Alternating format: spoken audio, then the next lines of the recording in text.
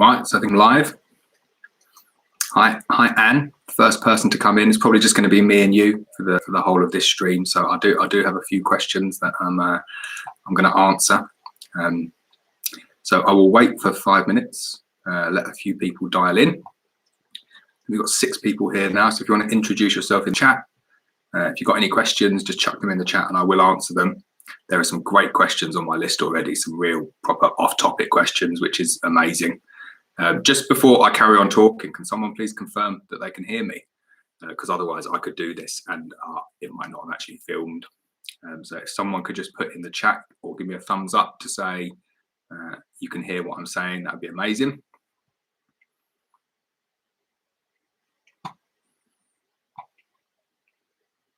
Loud and clear. Excellent. All right, everyone can hear me then.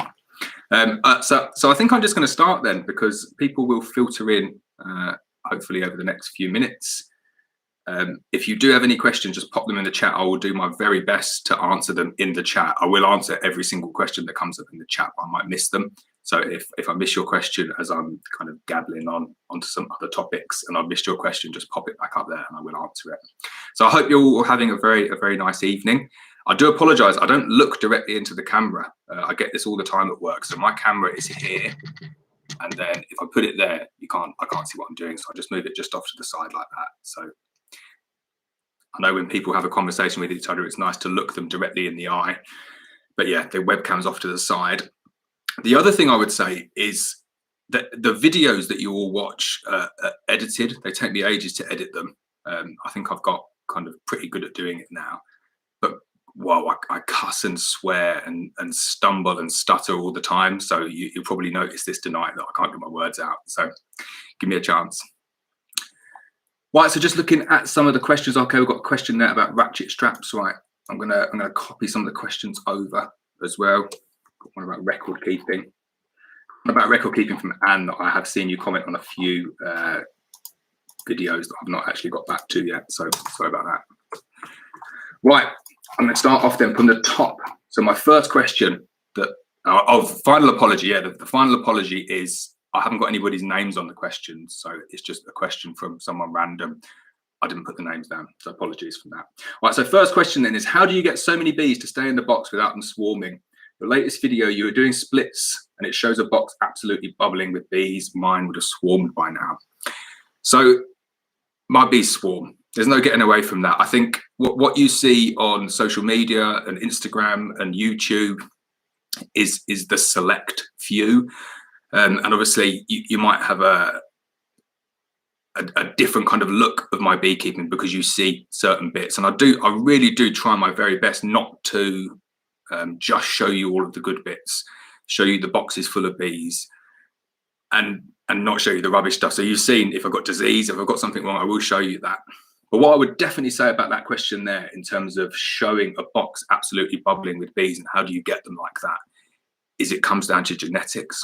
It is as simple as that. So obviously you're doing your swarm control. Every single 7 days you need to go and do your inspections. Otherwise your bees will swarm. But if you get swarmy genetics, then your bees will just swarm. And I had bees like that for years.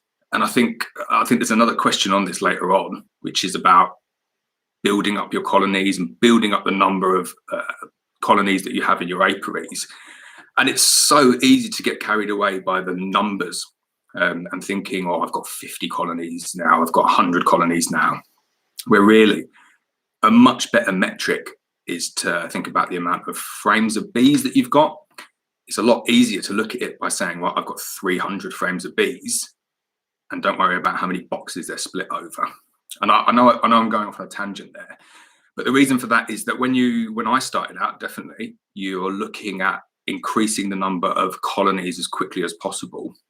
So I used to go out, used to catch loads of swarms. I used to take those swarms, I'd let them build up a little bit and I'd split them into 3 and maybe 2 of them would get mated. And then later on in the season, I'd try and split them again. And I'd get to the end of the year and I think, well, I've got loads of bees. This is great. I've got loads of bees now. And all I'd really done is just propagate really swarmy bees. So those boxes that you see, they're very select genetics. And this is really where I'm moving going forward, which is going for quality over quantity in terms of the bees that I rear, the bees that I buy in as well, versus the actual number of boxes in each apiary. So the question was, how do you get your bees to stay in the box? First part of that is do your swarm management and do preemptive splits on them. So preemptive vertical splits, which I'll do in a recent video on at the moment. You'll see that come out in a few weeks. And then the second part of that is to make sure that you've got good genetics and you're not just going and getting swarms and then making splits that using unmated, uncontrolled drones, because you can just end up with really swarmy bees. So I hope that answered the question. Bit out of breath can be talking. I'm used to like back and forth with this, so I might have to like grab a breath. I've got tea here, so I'm gonna have a little tea. Right. Marked a newly laying queen at the weekend, and I thought I squeezed the queen. She came back to life after a minute and was fine. I've never experienced this. Turns out they can play possum. Perhaps mention this as I certainly haven't read anything on this, and certain there's plenty of beekeepers who haven't experienced that either. So I have seen this. I have never experienced that. So I looked into that a little bit more today. I genuinely, that's never ever happened to me. And it seems to happen to a lot of people. So there's not so much of a question there. It's more of a heads up. And it definitely, if that ever happens to me, I'll get it on camera and I'll show you all, because I think that's really cool. But I watched a couple of videos on that today, and it's true. They just completely freeze and go dead. And it's obviously some sort of coping strategy that they've got, and then they just come back to life. So yeah, no, I'd never seen that. Right, first off, how did you start beekeeping? So I'll answer that first. Started off beekeeping at a swarm, landed in my garden. Amazing. And then local beekeeper who lived 3 doors down came and collected it. And I just kind of didn't really think much of it. And then it happened again a week later. And I thought, yeah, I'm having these bees. And I think the beginning of the next year I had like 8 colonies. So my wife laughs because I don't do things by half at all. It's kind of full throttle with everything. Yeah. So that's how I started. And at what point did a serious hobby become something you could make a bit of a living through, and how long did that take? So I reckon I made a loss every year for the first 6 years, and a significant loss every single year. Started off with maybe like 2 or 3 grand a year, just buying hives, buying frames, buying equipment. And then when it got to the point that I thought, oh, I'm gonna turn this into like a big business, because I ran it as a business from day one. That's when I started spending some serious money, and yeah, made losses year on year on year. Probably spent 150, 200 grand into the company over 6 or 7 years. So the question, I guess, at what point did a serious hobby become something you can make a bit of a living through? 6 or 7 years, but it does depend on how you want to do it. Like I watch some people on YouTube, and I love their philosophy, which is just do it as cheap as you possibly can, make everything yourself. It's great. I think it's really good. I just can't do that because I've got a full-time job outside of beekeeping. I just don't have the time to do it. So for me, everything is what can I buy to speed up my operation. But I do think you read a lot about this, people saying if you want to make a million in beekeeping, it's best to start off with 2 million or something like that. And I think I see where you're coming from. There is a lot of money that needs to go into it, but I do think that, especially at the moment, like people are keen to get into beekeeping. People like to sell nukes and sell queens, and people will pay good money for honey. So I think there is good money to be made in beekeeping at the moment. Okay, next question. Second, do your bees sustain, or is there a second job? So I could sustain myself on my bee company at the moment, and that's after it's 8th or 9th year in. I could definitely, if I wanted to quit my job, I could quit my job. I'd have to take a big pay cut though. And there is a second job. So I'm a project manager for a construction company. And yeah, it's tough. Managing both of them is the biggest challenge that I face. I've got a wife and a young daughter as well. And I get up early and I work late, and I'm always doing bees. So I don't have any hobbies whatsoever. That's not true, actually. I have lots of hobbies. I love loads of other things. So I love fishing, I love golf, I love all sports, I love cricket, I love football, and I don't get to do any of them because all I do is spend time labeling honey and making up gift boxes and doing everything to do with the business. So I do have a second job. All right, next question. I recently caught a swarm in an old box and they've started building new comb on the floor. I don't want to give them any comb from an existing hive as I know it has a high mite load. I don't want to give it to the swarm. Should I continue to let them build the comb on the roof and then cut it out and frame it up? Or should I cut and discard and give them undrawn frames or something of both? A simple one. I think this one is just shake everything out onto brand new boxes with foundation because it's a swarm, especially with the weather as it is at the moment. It can be really rough and aggressive with swarms. I have a few turn up in my bait boxes and I find the queen, pin the queen down and then just shake everything in, just leave them to it. So I definitely wouldn't let them draw out the comb and then start messing around pinning that into frames. I just shake everything onto new frames, do a shook swarm and be done with it. All right, so I'm going to answer some of the ones that are on here first. So hi from Cape Town, South Africa, very nice, hello. Can you describe your record keeping? Right, so Anne, the reason I've dodged this question for the last, God knows how long it is now, is because my record keeping is trash. It's really, really bad. So I'm a project manager and I'm supposed to be good at like kind of keeping things organized, and it's path of least resistance for me for everything. So I started off doing like a traffic light system, and then I moved over to a laminated sheet underneath my roof and going to the nth degree, sticking everything down on it. And then it's come down to now I've just got a pen. I've got an oil-based pen and I write on the roof the most important thing. And the only thing I really ever need to know in a hive is the queen status. So if there's a virgin in there or if there's cells in there, if there's disease in there, I'll isolate them straight away and put a big red mark on them. So my record keeping is really, really bad. And I think if it was my full-time job, it would be a lot better because I would be looking at maybe rearing for my own colonies and doing all stuff like that. But I don't. So all I do is I just buy in good quality genetics, and my record keeping is really, really bad. So yeah, it's just I just scribble on the roofs.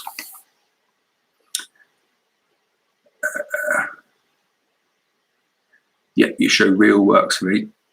I don't know what that means. Right. Well, I've just fitted my first super and queen excluder on the newer bellow.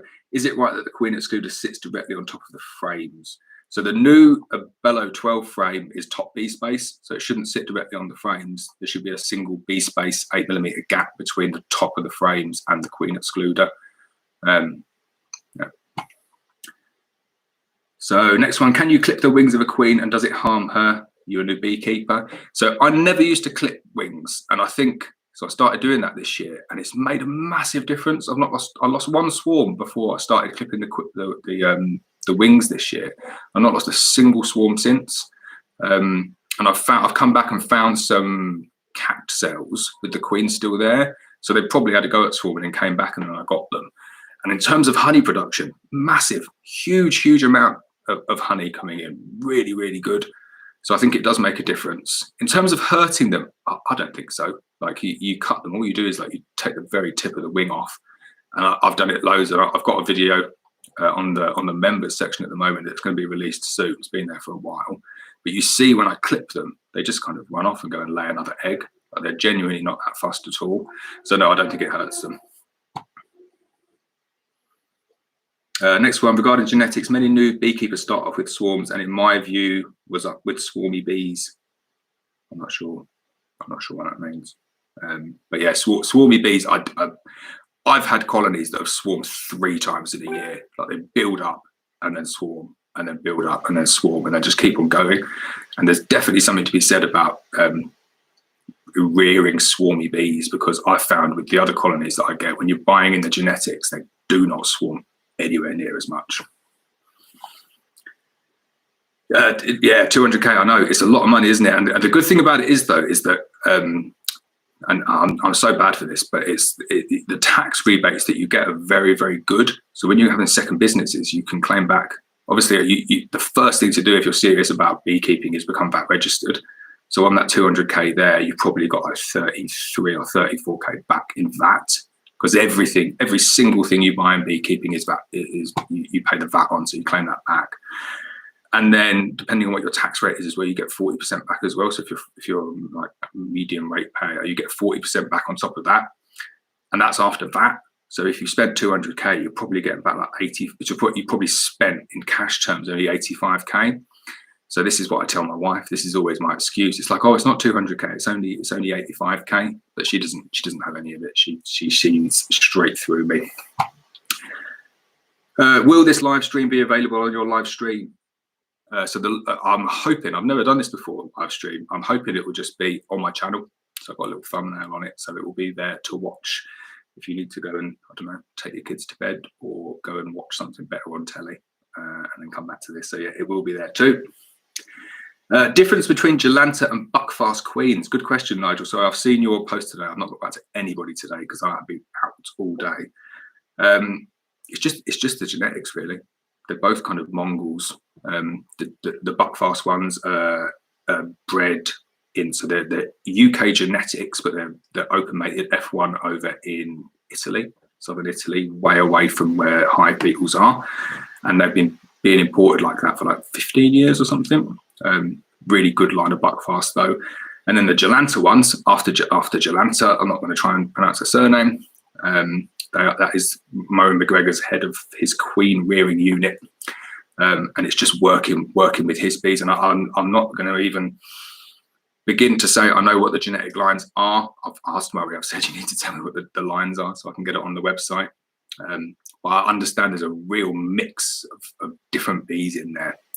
But saying that, take a look at the video that I'm going to put out next week, because I show you the performance, the spring harvest performance of one of my Gilanta colonies I got from last year, and they are so impressive. The Gilanta ones, very different from the Buckfast. They're both really impressive. They're both really prolific, but the behaviour is very different. So the Gilanta, so the Buckfast is they're both nice, kind, gentle bees, not like some of the colonies that I've got, which are gits.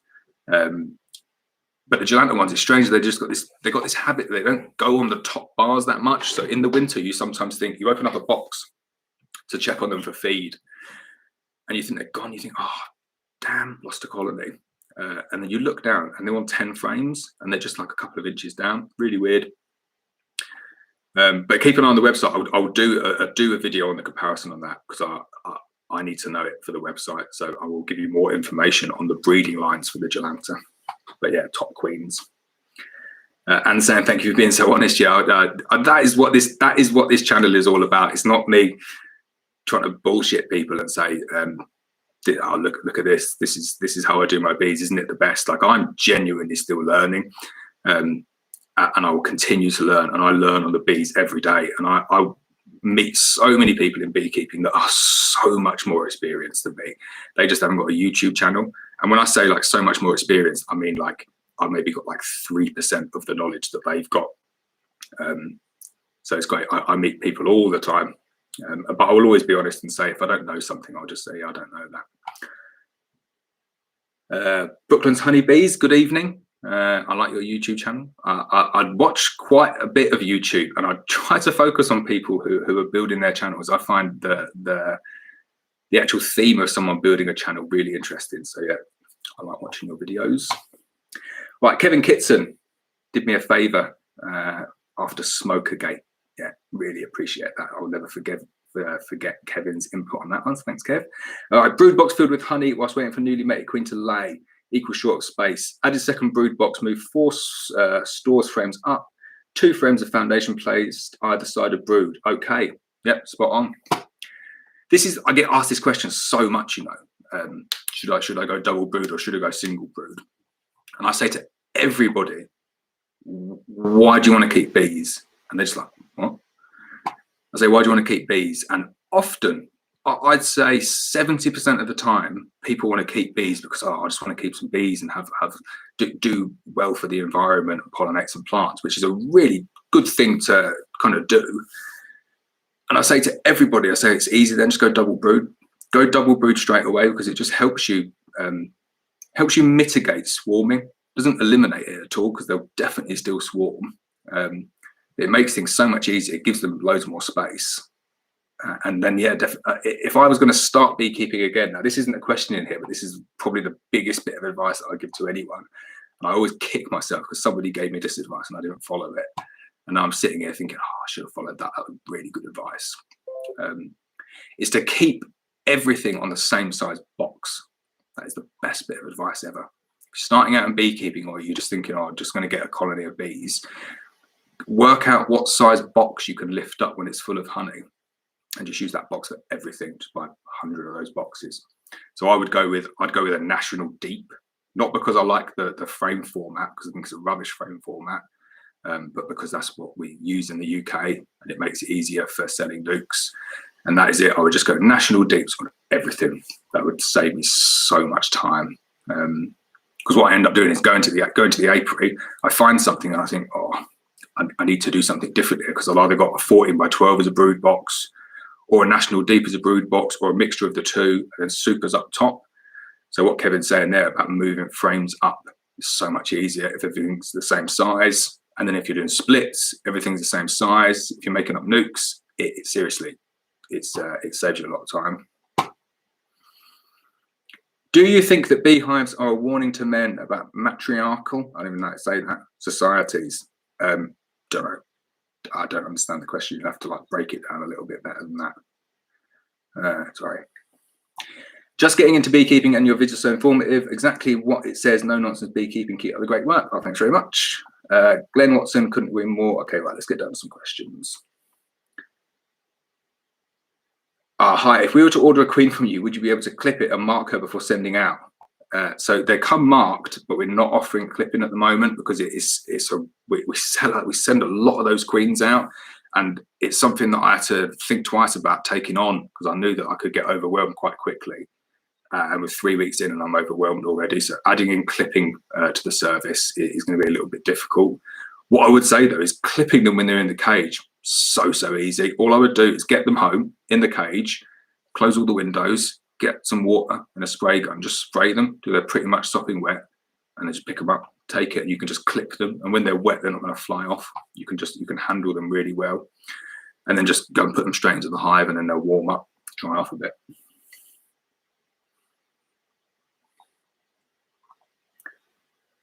Okay, last question on here then. How many colonies do you have right now? So we've sold so many nukes this year, and I've made a real concerted effort to try and reduce the number of colonies that I've got.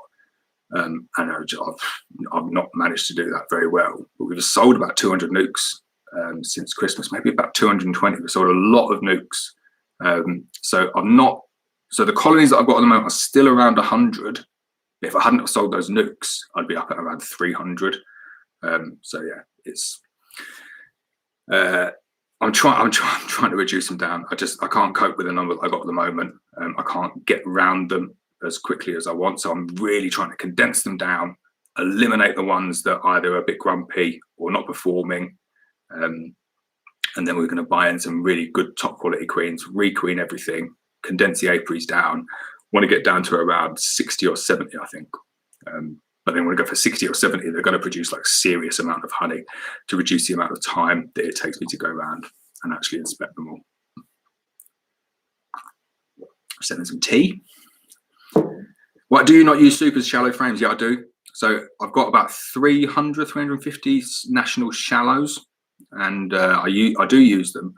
But I made this transition over to 14 by 12, which is it definitely helped the 14 by 12, but it's brought its own set of problems, which is this difference in frame size.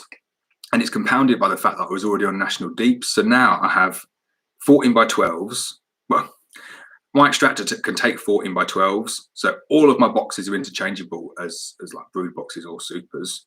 So I've got there's a demo video coming out shortly where I've had to lift up a big 14 by 12 and a national deep up the top of the demo, and they're super heavy. But I'm just at the moment it's a bit of a mix and match of everything, and it works, but it's just a bit messy. So if I started again, I wouldn't have shallows. But then if I was starting again and I was like a bit older, maybe I would go down only a shallow system. So just national shallows, but it's just having everything one size box would be great. Tommy, hey man, I've got a swarm trap outside my shed. Yesterday bees were inspecting it, but nothing in the evening. Same again today. Any clues as to what's going on? Definitely not from my hives. Big fan. Thanks very much. Yeah, so scout bees, crazy. Like you can have a bait hive up and you look at it and you just think, oh, today we're going to get a swarm, guaranteed. And then they just go. So the scout bees will just go out and they'll just be looking at all the different places, checking them out. They're probably doing it at like 50 different places, and then they just choose which one to go to. So I find if you have a colony, if you have a bait hive up and you're seeing lots of activity there, what tends to happen is they either come and there's a massive swarm that goes in, or it just dies off and they've gone somewhere else. So hopefully you'll get one. Kevin, how many hours a week do you have to give to inspecting so many hives? So I do, we kind of finish like 2 on a Friday at work. So I try to get out after Friday, but tend to get caught up with work stuff. So I have a whole day on Saturday, and then Sunday is like a buffer. But to go around and do a full round of 100 colonies takes me about 7 hours with driving. So it's not too bad. I think when you get to like a certain level of beekeeping, you do become a bit quicker on the inspections. Like I just go through frantically, shake them off, check for swarm cells, put them back together again. It doesn't take long, probably 5 or 6 minutes per inspection. What slows you down is that when you find swarm cells, when you find something you have to do a manipulation, it really slows you right down. So yeah, I say Saturday's my beekeeping day. I spend the whole weekend, pretty much every weekend, doing my beekeeping. And this is why I'm trying to rein it back in a bit, because I'm missing out on my daughter growing up, which is quite sad. But obviously I've got livestock there. I need to make sure they're okay. So I just want to get it down to make it everything a little bit more manageable. Another one from Anne. Have some oilseed rape around. When do you suggest I extract? As soon as you possibly can. You're probably about 2 weeks late on the extraction for that. It turns overnight, the oilseed rape, and it's really, really difficult to get it out. So you may well be a bit too late on that. I would extract it as soon as you possibly can. One from John. Want to make up a nuke in preparation for a new queen. 5-frame holly that has feeders for both syrup and fondant. So when would you suggest I make it up, and how many frames of brood foundation food? So making up nukes, you can do, like, it totally depends on when you want the nuke for. If it's going to be something that you're going to build up into another hive. This time of year, you can easily do like 2-frame splits with 1 frame of brood, and then really, really build them up. You can feed fondant any time of the year, but I think this time of the year, thin syrup is what they really want. It's really accessible for them. Now, my way of doing splits, putting the queen in the cage for 7 days. I know people don't like that. Some people really don't like that. Conversations with some people. But it's fine. Like I say it's fine. Works for me. It's what I've always done. And it just means you're not preempting when the queens are going to come. Like especially this year, the supply of queens has been a nightmare. So if I was making splits and then saying, right, I want my queen to turn up now, then it could be really, really difficult. So make it anytime really, and then just put the queen in and then knock everything back, get it hopelessly queenless, and then release it. Brooklyn's honeybees. I started 14 by 12, which I find great. However, I find it takes a long time to move up into the super. My hope is to start introducing British standard deeps into my yard in the hope to get them filling sooner. Right. So I've been caught out by this. Definitely something that I've looked at before. And this all comes down to genetics of bees. Some bees, they will never fill a 14 by 12, and they probably put 50% of their yearly crop into the 14 by 12 brood box. So if you want really big, massive colonies, you need to get the genetics to do it. You're not going to find that, I don't think, kind of from like a feral swarm. I don't know whether you've got feral swarms where you're buying them in. But as soon as I realised that and started buying the colonies, wow! Like, if you watch that video I did the other day with the 2-frame splits, so that colony, the one that they said that were bubbling out of the box, I've had about 6 frames of brood out of that already this year. 6 big, massive 14 by 12 frames of brood covered all the way around like that with brood. And they've got about 60 or 70 pounds of honey on them, and they're over 10 frames in the brood box, and there is not a single drop of honey in the brood box. Every single cell is brood. So it's a case of 14 by 12. You need to match the box to your bees, and it depends what bees you're working with. Now, big prolific colonies definitely aren't for everyone though. They're a lot harder to handle. and they take a huge amount of feeding, lots and lots of feed over winter. And if you get it wrong, you get dead colonies. And for some people, they don't really want that. But yeah, I wouldn't say it's just a case of 14 by 12 not being able to fill the boxes. It'll be the genetic of the bees not wanting to fill them.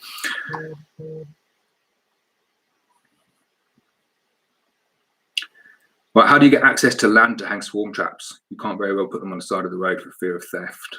I don't know. I don't know what it's like where you live. For us, quite low levels of crime around here, so just hang it anywhere. On your house, that's what I'd say. Best place to stick it. Just stick it on the garage roof or something. But swarm traps, like best thing for swarm traps, black comb. I know I said that. Everyone probably knows that anyway. But stick a bit of black comb in a swarm trap and give them a good amount of space in there. So like 40, 50 litres, and you'll catch some mega swarms.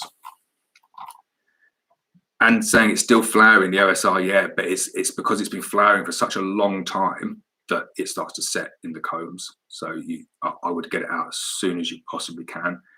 All of the bee farmers that I know had it out a good week ago. Yeah, they tend to get it out kind of as soon as June hits. They tend to get it out. Right, that is. I'm up to date on all. Oh, okay. Spoke to you, right? Do you think we will hit a June dearth this year, given the late start? So maybe, like not. I don't think it will be significant for us. The June gap is never that significant, and as long as it's sunny during the June gap, they'll pretty much sustain weight. So they're not going to start like losing loads. They're just not putting loads more on. So I don't think they will, but it's very, very different throughout the UK. So if you're down on the south coast, you could have a massive June gap. If you're up on Scotland, you could have a massive June gap. I think it's very, very location dependent. For us, we're definitely not going to have a big June gap this year because I can see brambles are out already, and the crossover's been pretty good. So there might be a couple of days.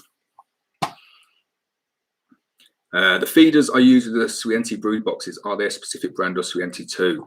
They are the worst Ashforth feeders I've ever used in my entire life, so do not buy them. Yeah, but yeah, they are Swienti, and they don't have the rebate at the bottom, so I've had to glue on all of those bits of wood, which works. It took me ages, and some of them are coming off now, so definitely do not buy them. BS honeybees do one, a bellow do one, and they're both poly Ashforth feeders with the rebate on, so buy either of those as opposed to the Swientis. Yeah, John's answered the rapeseed one, so it crystallizes in the cells. Nightmare. Have I any experience with carnelian queens? Yeah, very, very limited experience with them. So I did try them, and all I found was they were nice to handle and they swarmed. And I know some people have worked with those and they don't swarm as much, but I found the build-up was crazy. I couldn't get over how quick they built up, and then they just swarmed. So I had them for like a year and a half, and I just thought, I don't want something that's going to swarm, take me by surprise, because it was really difficult to manage it. Flow hives? No, I've not tried any flow hives, but I might try one, just for YouTube, because I do like to get a really, really bad rap flow hives, and I do understand why, because they kind of sell it on the premise that you could just stick it in the back garden with the kids running around. You just go and turn the tap, and you've got honey coming out of it. But it does work. But they sell you this little dream of not having to do a huge amount of work, not having to go and inspect the brood box. And I think you get some irresponsible people with them. So I'd quite like to get one and do a few videos on it about how to maybe manage them responsibly. So I have sent them an email to see if they'll give me one for free, because I'm not paying 800 quid for one just to do a YouTube video on it. Yeah, so Brooklands Honeybee send them. I don't know if they ever made national boxes, I've never seen them on national boxes. They've always been Langstroth last time I looked. But I'm happy to have a go on one on a Langstroth. Have I done an update on my experience with the BS honeybee hive? No, I have not even painted it yet. Sorry. I am so far behind this year. Like I proper have to pick and choose what I do, which is rubbish, because like my personality is I really get off on getting things done and like ticking things off.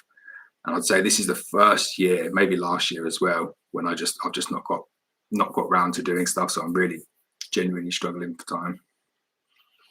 Okay, I wasn't aware they've made a few national. That is interesting. I guess it's easier for them just to do a worldwide one. Cool. I will have a look though. See if I can get myself a flow hive, and have a go on it. Have a little play. Right, I'm up to date on the chat. Great. Right. So next question on here: what challenges have come about due to COVID-19? Good question. I'm not sure who wrote that one. So the impact on our business from COVID-19 has been crazy. So sales for honey through the roof. As a business, our turnover was up 1,200% last year, and I know that sounds like really 1,200%, but like it was a small business before, and it's turned into like quite a reasonable size business now.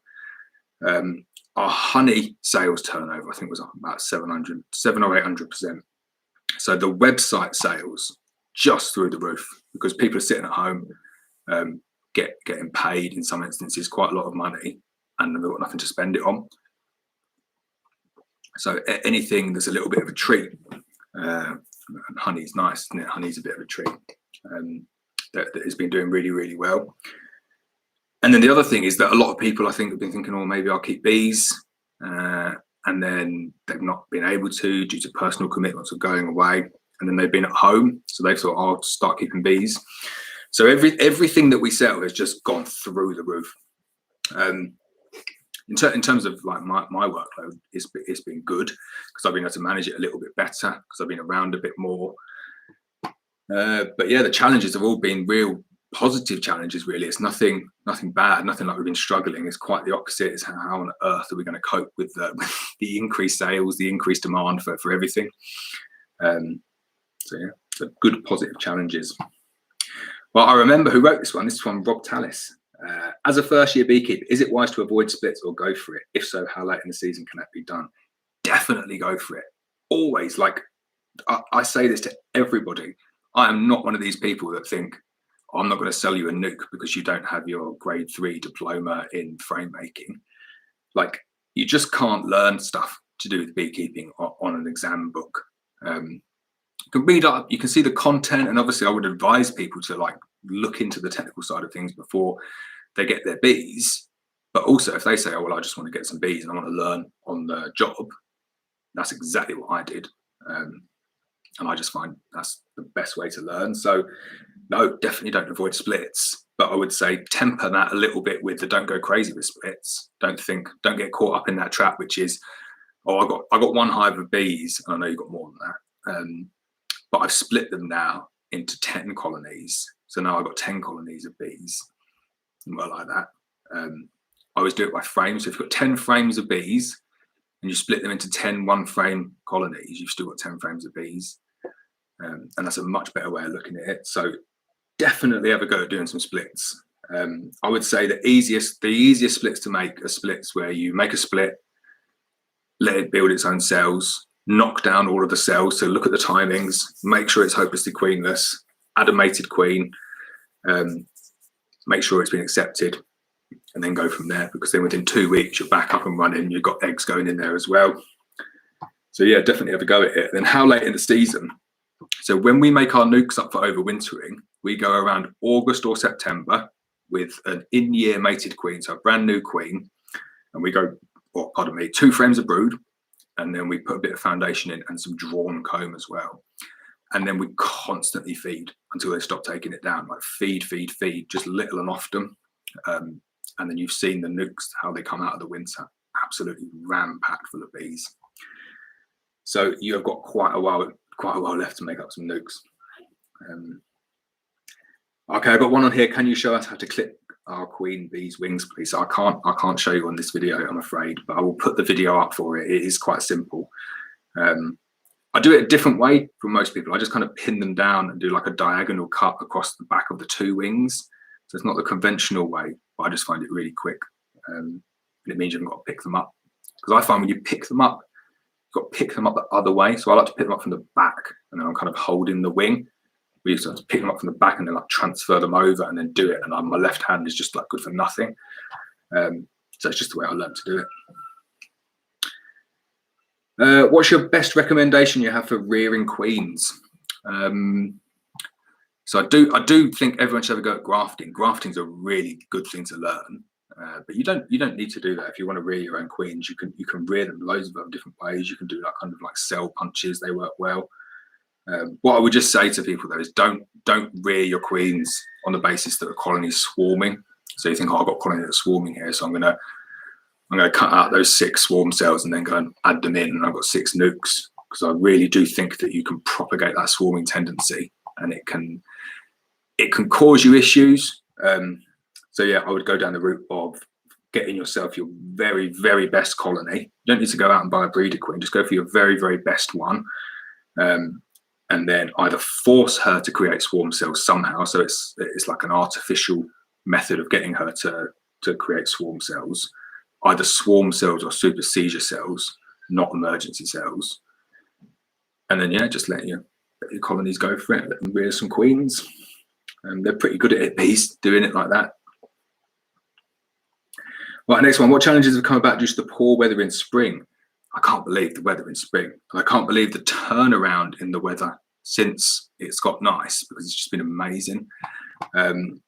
So I waited and waited and waited to try and take the feed off, and to put supers on. I don't know if anyone saw the videos where I had the comb being drawn in the feeders, because this is exactly what happened to me last year, which was I wanted to get the supers on. I was thinking, I'll get the supers on and then I've got to worry too much about the bees. And last year it was so difficult because I got the supers on and then it just got cold and then they ran out of food. So I had to go and take all of the supers back off again, and it was a nightmare. So I thought, I'm definitely not doing that this year. So I'm going to leave the feed on as long as I possibly can. And then when they started drawing all of that comb in the feeders, I just thought, I'm going to have to get the supers on now. It's a little bit too late to be leaving it. So I finally got the supers on, and then it just rained and rained and rained and rained and rained. And I just thought, I can't go down the route of taking these supers back off again and putting the feeders on. So I just run my luck a little bit and thought, I think they've got enough food in the brood box there. I've fed them and fed them and fed them, and got to the point where I just about made it through. But the colonies, because they've been fed so late into the year, they were ginormous. Like the colonies have been really, really strong coming out of winter. And they were ready to go. I don't know, again, another video, back end of April, had a colony and it had packed out 2 supers absolutely full of honey. And that was April 22nd, 23rd. And I thought, oh, wow, we're going to be on for a mega spring. And then it got rainy, stopped raining, and just rained and rained and rained. But the weather, we've caught up. I'd say we're way above average for our spring crop this year, across the board, across all apiaries, just because we've had, the ground's been wet, and then you get like 3 weeks of really, really good sunshine, and the hawthorns just come out and just blasted every single colony. So we've got colonies that are up easily around 60 pounds, probably more. I've not weighed them, I just kind of weigh them in my hands. But I'm thinking if the super is full and there's nowhere else for them to store any honey in the super, I call it 20 pounds there or thereabouts. And there's some that are on 3 supers in a national deep as well. So challenge is I managed to bypass them by not going and taking any supers off, and it's turned out to be a really, really good spring. Right, how can you save a laying worker hive? Right, so I get asked this question loads. So I don't know, yeah, there's loads of laying worker hives, it seems. Whenever I find a laying worker hive, I shake them out.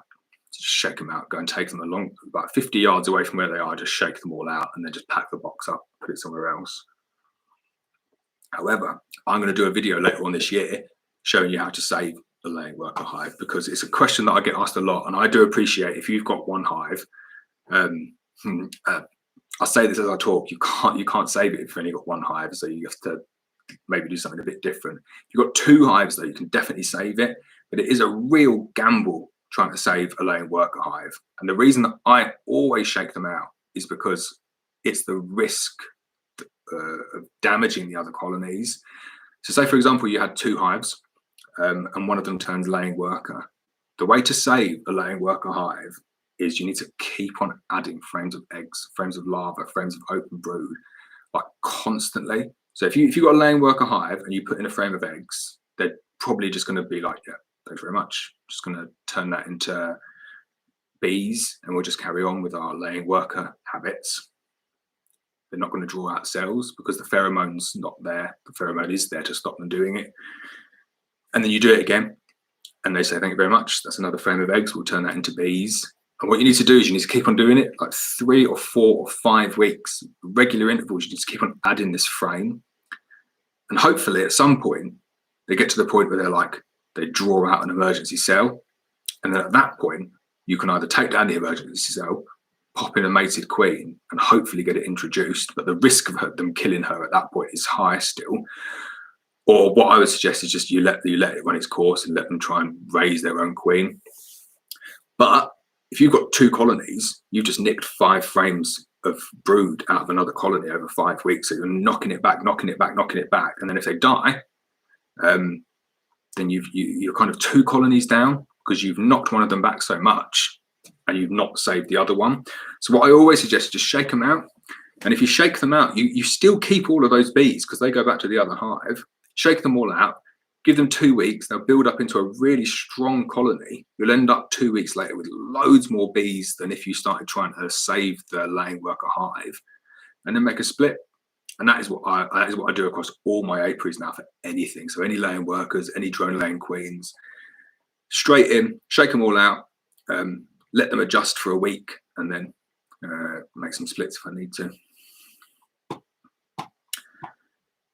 Right. Questions.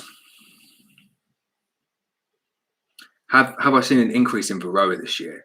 So no, I've not seen an increase in varroa. I haven't seen any deformed wing virus whatsoever, but that doesn't mean that there's not an increase in varroa yet.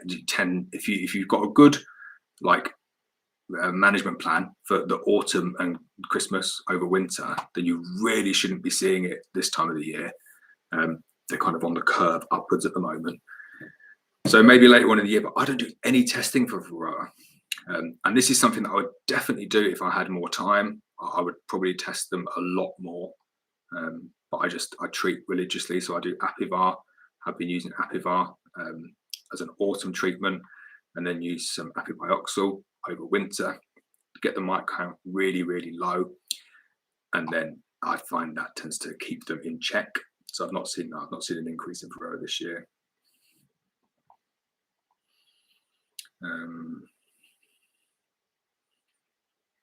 I agree with your method of introducing queens. It looks nearly foolproof, but have you ever put some full frames in a box for just 4 to 6 hours and introduced a queen that very day still caged? So my method is I stick the queen in immediately on day 1. So I make the split, put the queen in like 10 minutes later, and then I leave her caged for seven days. Then I come back after 7 days, or on the 8th day, knock down all of the emergency queen cells, and at the same time take the tab off, stick a bit more fondant in there if they've eaten it all away, and then come back another 7 days later. But you could come back like 48 hours later if you just wanted to check, but there's no benefit to just checking. And then they go in. But I've seen some other videos doing it after 3 days, doing it after 7 days, and I just think, what, just wait 7 days. Believe me, I fully get the frustration, and some people aren't very patient, and I am like the least patient person in the world. I remember one of my first colonies, I killed the queen, or I did something, I was swarmed, so I had a queenless colony.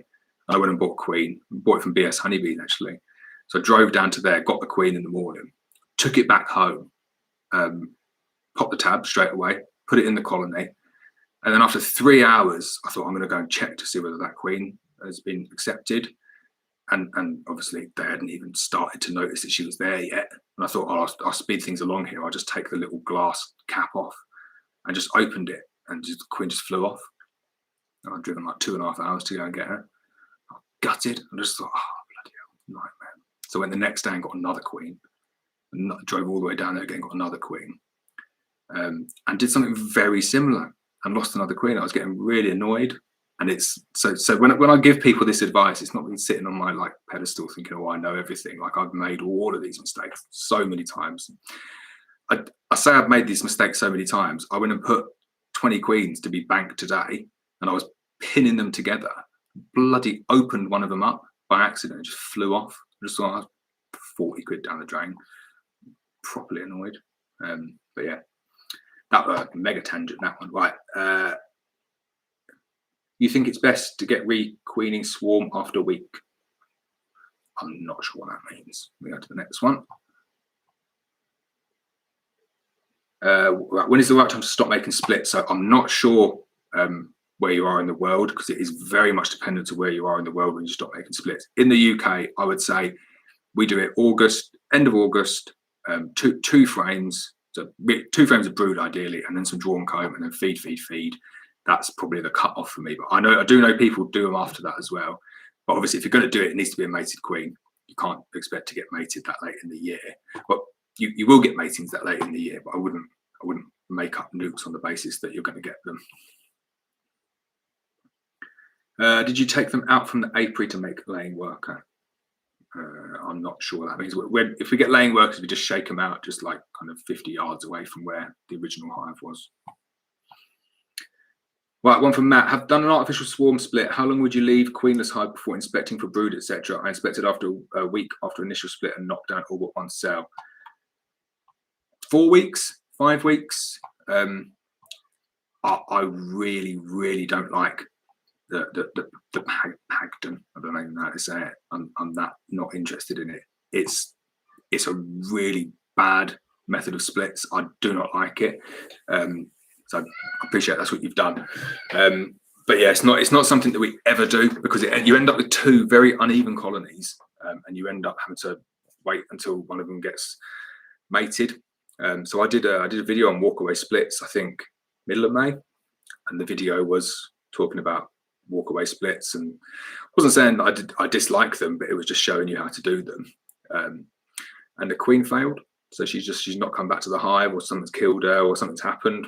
And that's why I don't like them, because I think for the sake of buying like an F1 mated queen, and I know we sell F1 mated queens, I'm not trying to like influence your decisions on that, but it's just that guarantee. So for me, it's a no-brainer. Like, we don't do any splits with any queens anymore like that. If we're doing queen rearing and doing them like little mini mating nukes, and that's kind of like your goal is to get lots of queens mated, it's very different. But I think for anybody's colonies like that, it's so much easier just to stick a mated queen in there. That's just my view anyway. Okay, yeah, sorry, I already answered that one. Can you use oxalic acid in the UK? No, you cannot. You have to use apibioxal. This one from Peter. Hi, Lawrence, just tuned in. Your F1 queens look great. How good would their offspring be if they were made into queen cells? So they are F1, so their offspring would be okay. But the only difference that you'd get is you'd get quite a bit of genetic variance in that, because at F1 they are open mated off an F0 breeder queen, so an artificially inseminated controlled queen. So you're getting quite a bit of variance in F1 as well. So if you were to buy, like, say, 20 of these F1 queens, orders always welcome. They might not all be as good as one another, and they're obviously all going to be like they're good. But you're going to get some that might produce 200 pounds of honey, and some that might produce 100 pounds of honey. Some that are really super gentle, and some that aren't gentle but not quite as gentle. So you're getting that genetic variance anyway. So then when you go into F2, you're just going to get an equal amount of genetic variance. But the only difference is that where these queens are mated, they're controlling the drones as best as they possibly can. So they'll be flooding the area with selected drones. And when I say flooding, like, they go wild for it. My daughter's in this room, if you hear background noise. So when you do it in the UK, you're going to probably be flooded with local drones. And this is the issue that I find with like a lot of local mated queens, is that you can get some really good ones, but you can get some really bad ones as well. So all I would say is, if you're going to go down that route, you just need to be aware that you're going to get quite a lot of variance from it. But I definitely wouldn't suggest breeder queens for, like, unless you've got, say, like 50 colonies or over. I think breeding from your best is fine. You'll get some really good queens out of it. That's some really, really good ones. So yeah, go for that. How do you guarantee that your queens get mated? I did a split at the beginning of the year, and the queen didn't go out on a mating flight, probably because of the weather. So this is exactly what I mean, is you just cannot guarantee it. The only way to guarantee it is to buy a mated queen, and then you know that she's going to be mated, and you save all of that time. So that's just what I do. Right, Jim, have you put your Abello Mini Plus mating nukes into action yet? So it depends on what you mean by put into action, because I have sold them. I said that to someone today and they were gutted. So I apologise. I've kept one. I bought 25 and I've sold 24. So I've kept one, and I will do a video on this later in the year. The reason being that I just don't have the time. So I had to sit down and I had to work out what am I gonna stop doing. And the queen rearing is one of the first ones to go. I'm going to pause. I'm going to go turn the light on because it's a bit dark.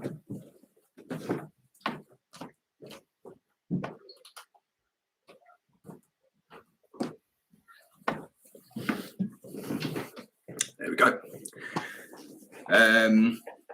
Langstroth or Nationals, what are the pros and cons?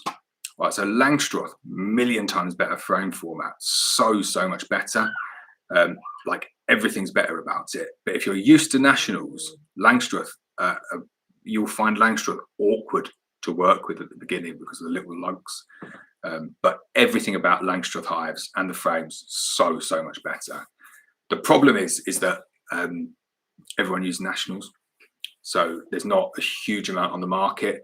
And then the bigger one than that is that if you ever kind of want to sell any of your hives or sell your frames, the buyers are limited as well.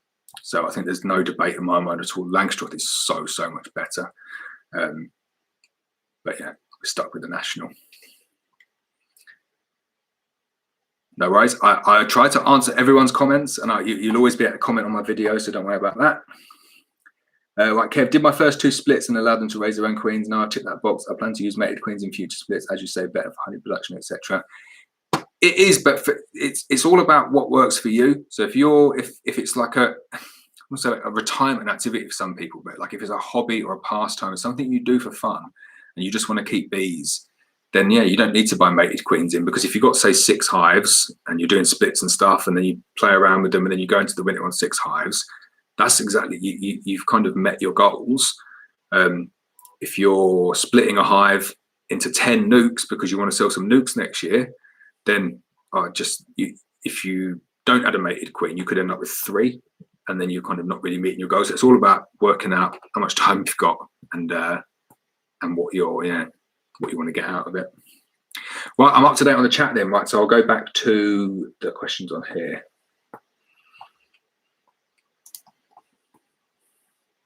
So what got you into beekeeping, and who do you admire in the beekeeping world? That's a good question. So what got me into beekeeping was just a swarm. So I like kind of like nature and stuff. Love a documentary, but I'm not your typical beekeeper type. I don't think, like, I was into kind of going out and sports mainly. I love sports, so that's all I used to do in my entire life was play sports. I played a lot of rugby, played a lot of cricket, but I just got into beekeeping. I just loved it. Got straight into it. I just thought it was so much fun and so interesting. And I like food. I think that's the bigger one for me. It's funny because I don't do much fishing, but I do a bit of sea fishing. So if anyone ever says to me, "Oh, what do you like?" I say, "Oh, I like a bit of fishing." And they say, "Oh yeah, I do a bit of carp fishing." And I don't want to offend anyone, but what's the point in catching a fish unless you can eat it?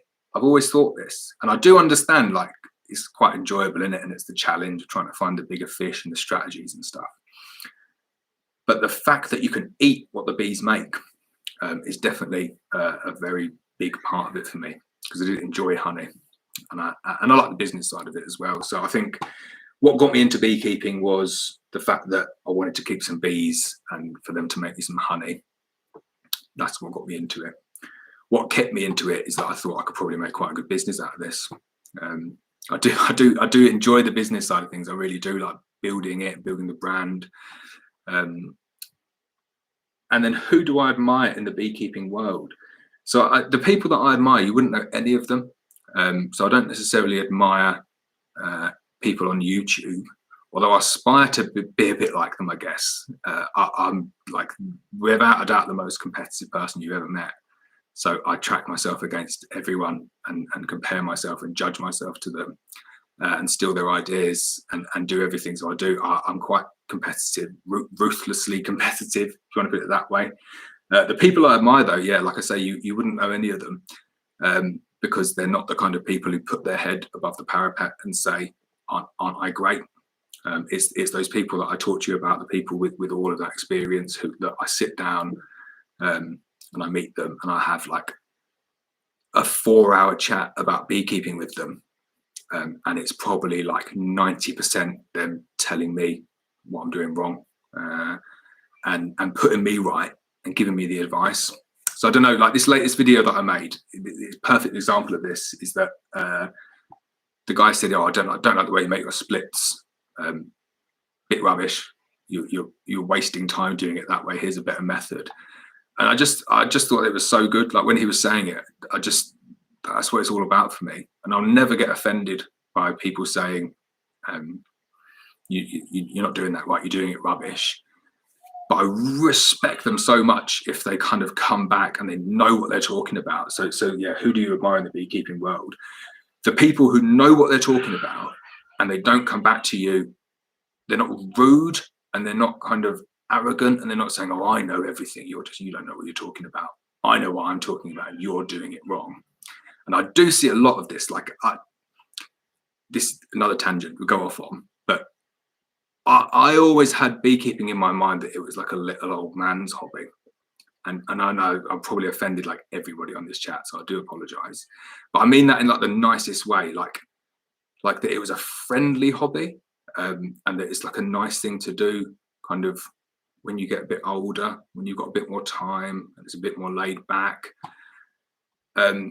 I was not prepared for how cutthroat beekeeping is. Like it's incredibly cutthroat on like a commercial level, not so much on a commercial level, but more on like a beekeeping forum level. Yeah, I've said it. So it's, I don't know, I just don't get the hate with beekeeping, because I find that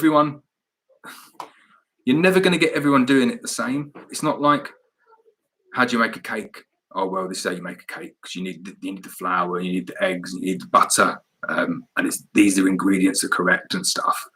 You don't get people fighting over, no, it's not 250 grams of flour, it's 252 grams of flour.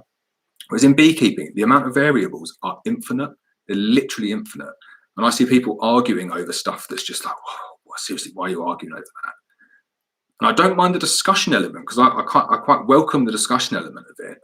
But it's the nastiness element of it I find really, really difficult. Like I do not take well to arguing, and not a nice way. I just don't like it. I don't like conflict, and back away from it.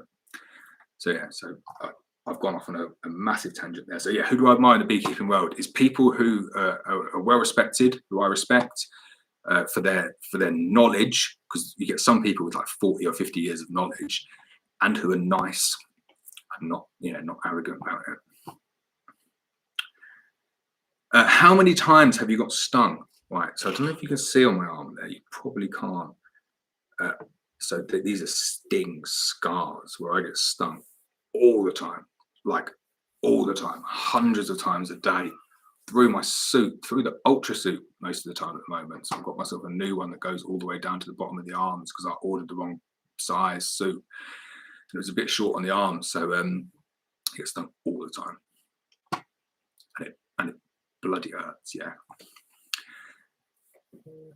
Blackwater honey. Hi Lawrence. Andrew, any tips for grafting for queen rearing? Having trouble grafting and hives accepting them. So are you checked there's no virgins or anything running around, or is it the quality of the grafts that are going in? Because if it's the quality of the grafts that are going in, just keep trying, just keep practicing. I like a Chinese grafting tool, like I said, about 50-50 I reckon people on that one. But it sounds like you might have a virgin running around. The method that I use Michael Palmer's method, and I thought it's such a good method for building cell builders. Really, really good, and it's quite easy to follow. So 10/10 method, and you just need to make sure, hope to see Queenless, but then you flood it with nurse bees, and then if you set it up correctly and you do 30 grafts, you'll get 2 or 3 definitely just kind of like luckily.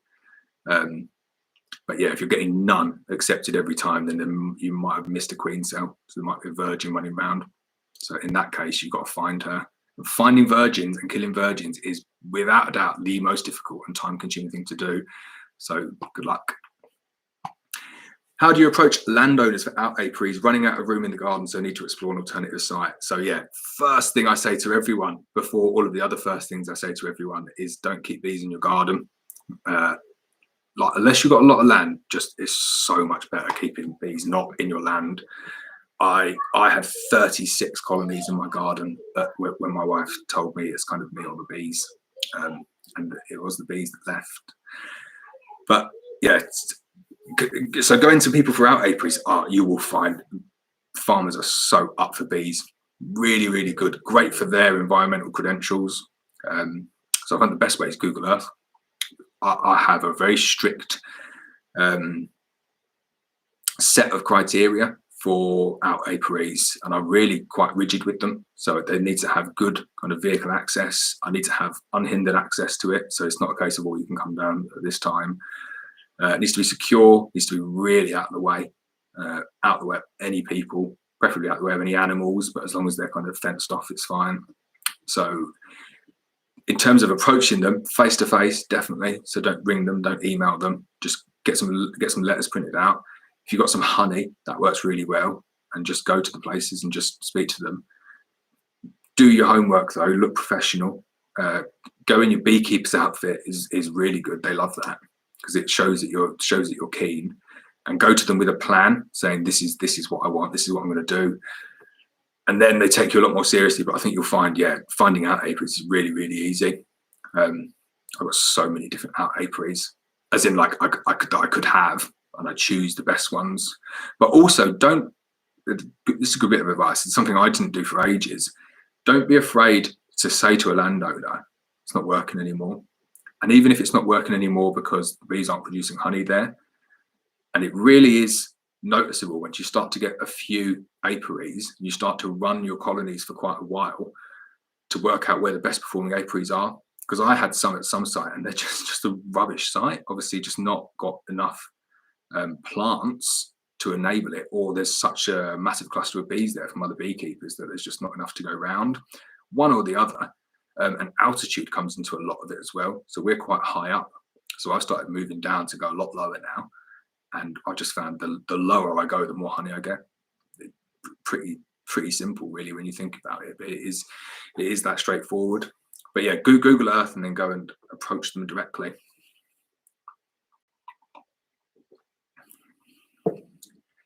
Joe, I started a few years ago. I'm 25, but now I find everyone is friendly. We're all here to learn. It's good. I hope people are being friendly. Yeah, that's good to hear. Andrew, hi Lawrence. I just bought my first bees and decided to treat with apistan because of deformed wing virus syndrome. What are my options if they fill the brood box before the end of the treatment? So you can't have supers on with apivar, and it is one of the ones that they test for. You're not supposed to have honey. You're not supposed to have honey in frames that have had apistan on. I think it's 3 years as well, the withdrawal period. So you do need to be careful with that. What I would suggest is just double brood them. Just stick another brood box on, and let them fill it out like that. It's a really interesting method of keeping bees. Yeah, is where you keep the queen excluder the whole time, because we do this a lot. So I'm taking the apistan out of the equation here, but if you build the colony up, so you've got single brood and then go double brood and then just keep them going up like that, and then you time for when the flows are going to come in, and then put the queen excluder in, say like 4 to 6 weeks before you're going to extract, so giving all of the cells enough time to hatch out and then to be backfilled. Get some monster colonies, and they really do backfill it really well. They seem, if you've got like a box of brood above the queen excluder, they always fill it with honey. Really strange. But yeah, I just stick another go double brood, and then if they're building up that quickly, just stick another double brood on, and then maybe split them. Go into winter with 2. Matt, 20 to 27, very young. I'm surprised no one has asked how old I am. So you can. I won't answer. You can have a guess how old I am, because no one ever guesses it. I'll leave that at the bottom. Right, crazy question. I've noticed you and another beekeeper in Ireland using poly deeps. Do you think it is better for winter and keeping the bees warm, or is it cheaper than wood over there? So I don't think there's much in it. Like, and this is one of the ones that you see like real debates and arguments over. I don't think there's a huge amount in the difference. There is no doubt that poly is a better insulator than wood. No doubt at all. And I think a lot of it comes down to cost. Now, at the moment, the prices are leveling out a little bit. Like the cost of seed has just gone through the roof.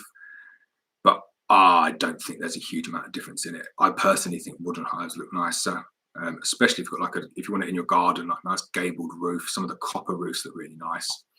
So completely comes down to what you're interested in doing for your bees. If you want to give them the best place to possibly live, then maybe go for poly. And if you want something that looks nice, maybe go for wood. In terms of technical differences, there obviously is a difference there, but I think it is negligible. And I think the bees just work around it.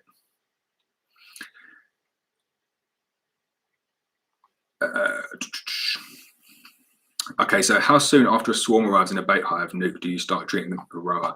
So I think like the textbook answer is just do apibiotics or sublimation the second they arrive, because there's no brood there. You're going to get all of the phoretic mites first time. So do it on day one. As soon as you find a swarm, just vape them. Is that what I do? No, because I don't carry around my Sublimox all the time. I would just leave them, stick them into quarantine apiary, which I do for all of my nukes anyway. So I've got a separate apiary. They all go there, or they come on my garage behind me there. And then check to see the brood's okay, and then they just go into the normal cycle. So I'll just apivar them at the end of the year. Like, I spent so much time going chasing swarms. I do love swarm catching. Like, it is so much fun, and it's without a doubt one of the things that I would do more of if I had more time, just because it is fun and it's cool to video it as well. But I just don't do it anymore. So I've gone out to catch one swarm this year, and the only reason I went to catch it was because I know the lady, and she knew me, and she rang me and said, "Swarm in my garden. Is it something you can deal with?" And I said, "Yes, I'll come and get them. It's fine." Wasn't doing it to go and get the bees.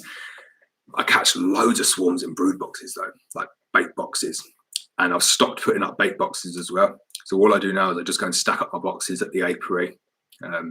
And it's weird. I've lost one swarm this year, which is I'm really happy with. And I've caught three or four, and I've not tried to catch them. And every single one that I've caught is not mine, because obviously all of mine are marked, and I know the colour they're marked and they're clipped. So I've done quite well. So I'm up. Do I ever do comb honey, or is it not worth the effort? It's definitely worth the effort because it's really nice. But I don't produce my own comb honey. We buy comb honey in from someone who is amazing at it, really, really good at it. And we buy Ross rounds off them. And I reckon I've only ever found a maximum of 2 empty cells in his Ross rounds. So it's probably the best section honey I've ever seen. And it's really nice. But definitely do it though. It's fun. It's fun to do. I think I'm going to do a video on it. I was speaking to Thorns actually about this. So I said they're going to send me some of their Ross round sections, and I'm going to do a video on how to do them. I'll probably do it at the heather because it works nice on the heather. But it's all about limiting the amount of boxes that they've got. So you can almost just shook swarm them onto new stuff and just get on with it, and they will go crazy in there. But with comb honey, it all comes down to the amount of bees you've got in your box. You need to have some super mega crazy strong colonies to do good comb honey. And that goes for any of them, just because otherwise they'll do it, but they kind of do it half-assed. So you'll end up with empty cells, or you'll end up with it not going to the edges. So you just need to make sure they are super, super strong, time the flow as well. Booklands Honeybees is back. I'm looking forward to your live stream, to do a live stream now that I've done one. Right, Chris Humphreys, love the videos, learning a lot from you. You cover so many topics and you keep it simple, keep them coming. I will keep them coming, don't worry about that, but loads more to come. What kind of money can you expect to earn from one of your colonies on an average year? I've not worked it out like that. But our average is around like £50. It's probably not much more than £50, like honey. And then, so this is a good topic actually. We don't sell our honey in pound jars. Never sold it in pound jars. We don't sell it in 12-ounce jars either. So we only sell our honey in 8-ounce jars. So for each 8-ounce jar So for £50, we get like 100 8-ounce jars. And then I'm not going to tell you how much we sell them for, give you away too many secrets. We're definitely not the cheapest at all. Like we sell, like people laugh, I think, when they look at my website. You can go onto my website and see how much I sell it for. People, I've had so many comments from people, especially bee farmers, saying, you sell your honey for way too much money. And I kind of think, well, why are you fussed? Like, because you can just undercut me, can't you? So I never understand why people put that comment in, and people do laugh about it a bit. But I just think, bloody hell, I put so much effort into that honey, and I am in the luxurious position that I don't have to rely on the beekeeping, so I can kind of like play things around a little bit, try things out. But we sell a lot of honey. Yeah, I struggle to keep up with the demand, definitely. So I'd say this to recommend to people is just don't underprice your honey. If you're selling a pound jar of honey for £5, you are selling it for probably 50% of what it's worth. You need to get it up to £10 and do it incrementally, £1 a year. Or the cheeky one is get it into 12 ounce and still sell it for £5, and then goes up to £6 and you automatically get the percentage off. And no one will know the difference between a pound jar or a 12-ounce jar. But yes, don't sell your honey in pound jars. All right, 38.42. So if you add them together, no, it's going to be 49. I was going to do, that's really bad maths. I'm 35. Yeah, so I know this is the problem. I'm haggard. So I've answered Phil Weaver's question as well. Right, what is my view on treatment-free beekeeping? As I have not treated since I started 3 years ago, and I have not lost a hive yet. So my view on treatment-free beekeeping is absolutely fine with people doing it. And applaud them doing it as well, because I think they're doing a really good job. But I think that your bees might die next year. To be blunt, like and that is the problem with treatment-free beekeeping, is that in order to get to a point where you're going to come up with a bee that can live with varroa, never going to get a colony that doesn't have varroa in the UK unless they come up with some fungus or something. I know they're looking at that. So you're going to get to a point where you'll find a colony that can live with it and tolerate it, but you're going to have massive attrition rate before you get to that. So you might have 100 hives and not treat any of them, and then 2 of them survive after like 3 to 5 years, and then you breed from those 2, and then you get your numbers back up again. But the issue that I have with it is that are those bees thriving, or are they just coping? And that's the difference. And I see people and they say, I've not treated my bee for 3 or 5 years, and I'm getting £200 of honey a year. And I think, if that's true, then amazing. Can I have some of your bees? Because I would like those bees, because I don't want to have to treat my bees. But I just find if I don't treat, they die. So yeah, I'm not against it, and I never look to get involved in these wars, because I know treatment-free beekeeping is one of these topics that is hugely controversial, and people sit on one side of the fence or the other due to the nature of whether they treat or not. But I think the people who aren't treating are very brave, and doing a really good job, and hopefully they come up with a bee that is going to be able to thrive. And we don't have to treat for varroa. I think back, like, how lucky were people like in the 80s didn't have to worry about varroa. Bloody nightmare. Right. Who designs all your logos and labels? Very cool and distinctive. Thank you very much. Black Mountain Honey.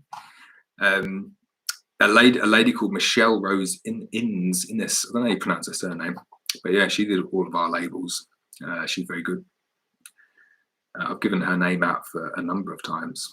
It just reminded me one thing there. The one thing that my family, oh my God, and my friends rib me about more than anything is, hi, I'm Lawrence Edwards from Black Mountain Honey. Like, that is how they all say it. Every time I meet anybody now, that's all they say is, hi, I'm Lawrence Edwards from Black Mountain Honey. And my little daughter even does it now. So I can't change my intro line now that I'm too far in. Right, Jackie Jackson, polyhives in the USA. I want to move to the USA and buy a poly factory and make polyhives. Someone's going to do it, and someone is going to become a millionaire from doing it, because the cost of wood is going through the roof. And they just don't seem to have any good polyhives out there. Really strange. So I wouldn't recommend making your own, because I don't think it's really difficult to make your own polyhive and make it decent. And I think if you started making it like Celotex or like insulation board, it just get torn to nothing really, really quickly. But I don't know, someone's going to make a lot of money from it. You can do it. You can definitely do it with insulation board, and they definitely do work. You need to get the aluminium tape on it and stuff. I just think, like, in the long run, I wouldn't want one. I'd probably do it with wood.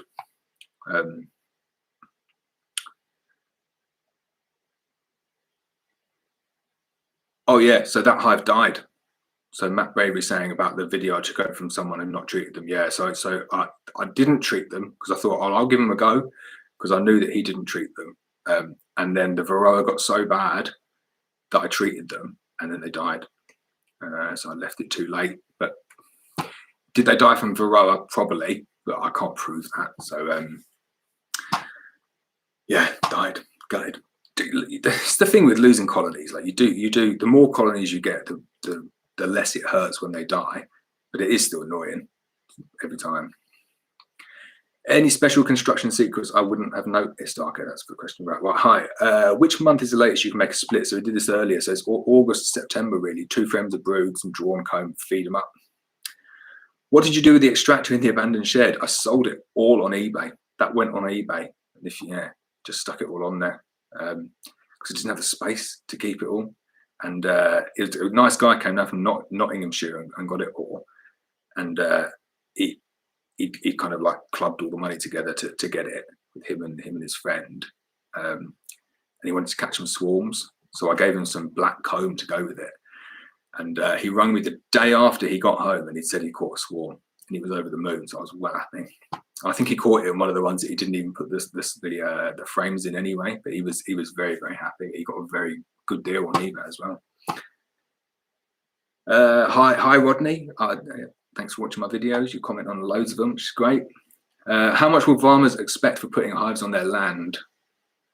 So standard is £1 per hive per year, but I've translated that to a jar per hive per year, because we don't do pound honey jars. So they seem to be happy with that. But I kind of like jazz it up a bit. Like I do like a little Christmas hamper.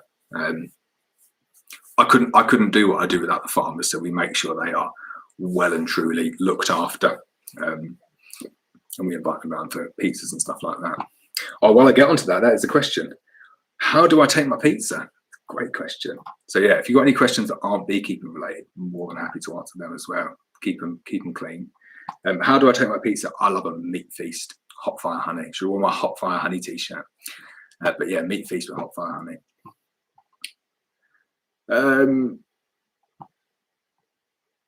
Right, looking at the next question. I'll go back to the thing. I'll come back to the questions on here. Right, do you still get stung through nitrile gloves, and are you wearing them now? So I'm not wearing them now, and I don't wear them in my videos actually. So I moved over. So like this is gloves, bit of a strange one, because nitrile gloves are definitely the best kind of gloves, but I've got big hands, and I know that's like in perspective, but they're big and they're quite long. So even the long cuff ones, they only come down to like there on me, and because I've got like gangly arms as well, and I'm moving around, they ride up. So then I get like stung underneath them. So I've never been able to find like an extra large nitrile glove that's long enough for me. So I don't use them. So you'll see on the videos, watch them from the beginning. Watch all 250 if you want. I've got loads of different gloves. I've been through pretty much every single glove on the UK market. And the ones that I found that are the best. So I wanted to get some marigolds. Marigolds are really good. If your hands fit in a marigold, they're probably the best you can get. But my hands don't fit in them. So I got some ones from Viking Direct. They do like a fake marigold. They do a pack of 12 for like £6 or something. So 50p a glove. And they are definitely the best gloves you can get, I find, because they fit my hands really well. Get loads of dexterity in as well. So they're really nice and tight.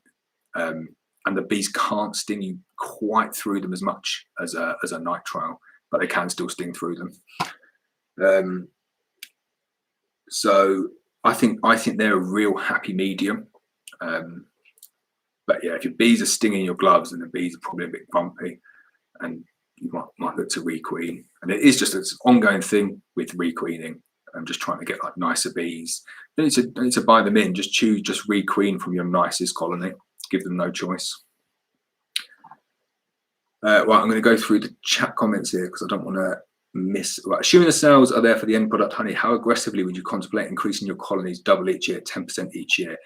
So you can, I was going to do a video on this year. This is one of the ones that was going to take me quite a while, so I haven't done it, unfortunately. But if I had like 4 colonies of bees coming out of winter, you could easily split each one of those 4 colonies at the beginning of the year into 4. Once they've filled a brood box, take 2 frames of brood from each, fill them into 4. So you have to watch the maths here. So you've got 4 into 4, so you've got 16.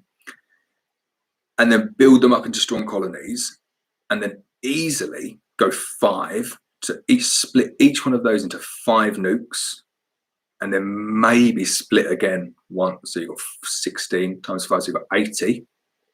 And then you could go into 2. So I reckon you could go from 4 colonies to 160 nukes in a single year if you bought in mated queens and fed, just constantly fed. So you're not taking a drop of honey, you're just feeding. So that's like, you've gone from 4 to 160 in a year. That's doable, definitely doable. I might have a go at that next year and do a video on it because I think that is achievable easily. Could probably do more. But yeah, your honey sales will be there. You'll definitely be able to sell your honey. But it's all about, yeah, it's just the right off the honey. If you're going to do it that aggressively, just right off the honey. So I'm not doing that, and constantly feed, because you do need to constantly feed if you're going to do that. Because you need to stimulate or simulate a flow to stimulate the queen. So yeah. Thanks for the honest answer. That's all right. Yes, good luck. Let me know how you get on. I find it really interesting. I know a couple of people who do it on a big scale with the treatment-free beekeeping, and like, you look at their bees, calmest bees you like, no sign of any kind of damage on the brood, no deformed wing virus, loads of honey. I just think, why aren't we all doing that? But then try and get queens off them, and they don't want to give you the queens, and understandable because they probably want to make loads of money off them. I'd certainly, if I found a colony that didn't have varroa, I'd look to make a couple of quid off it maybe.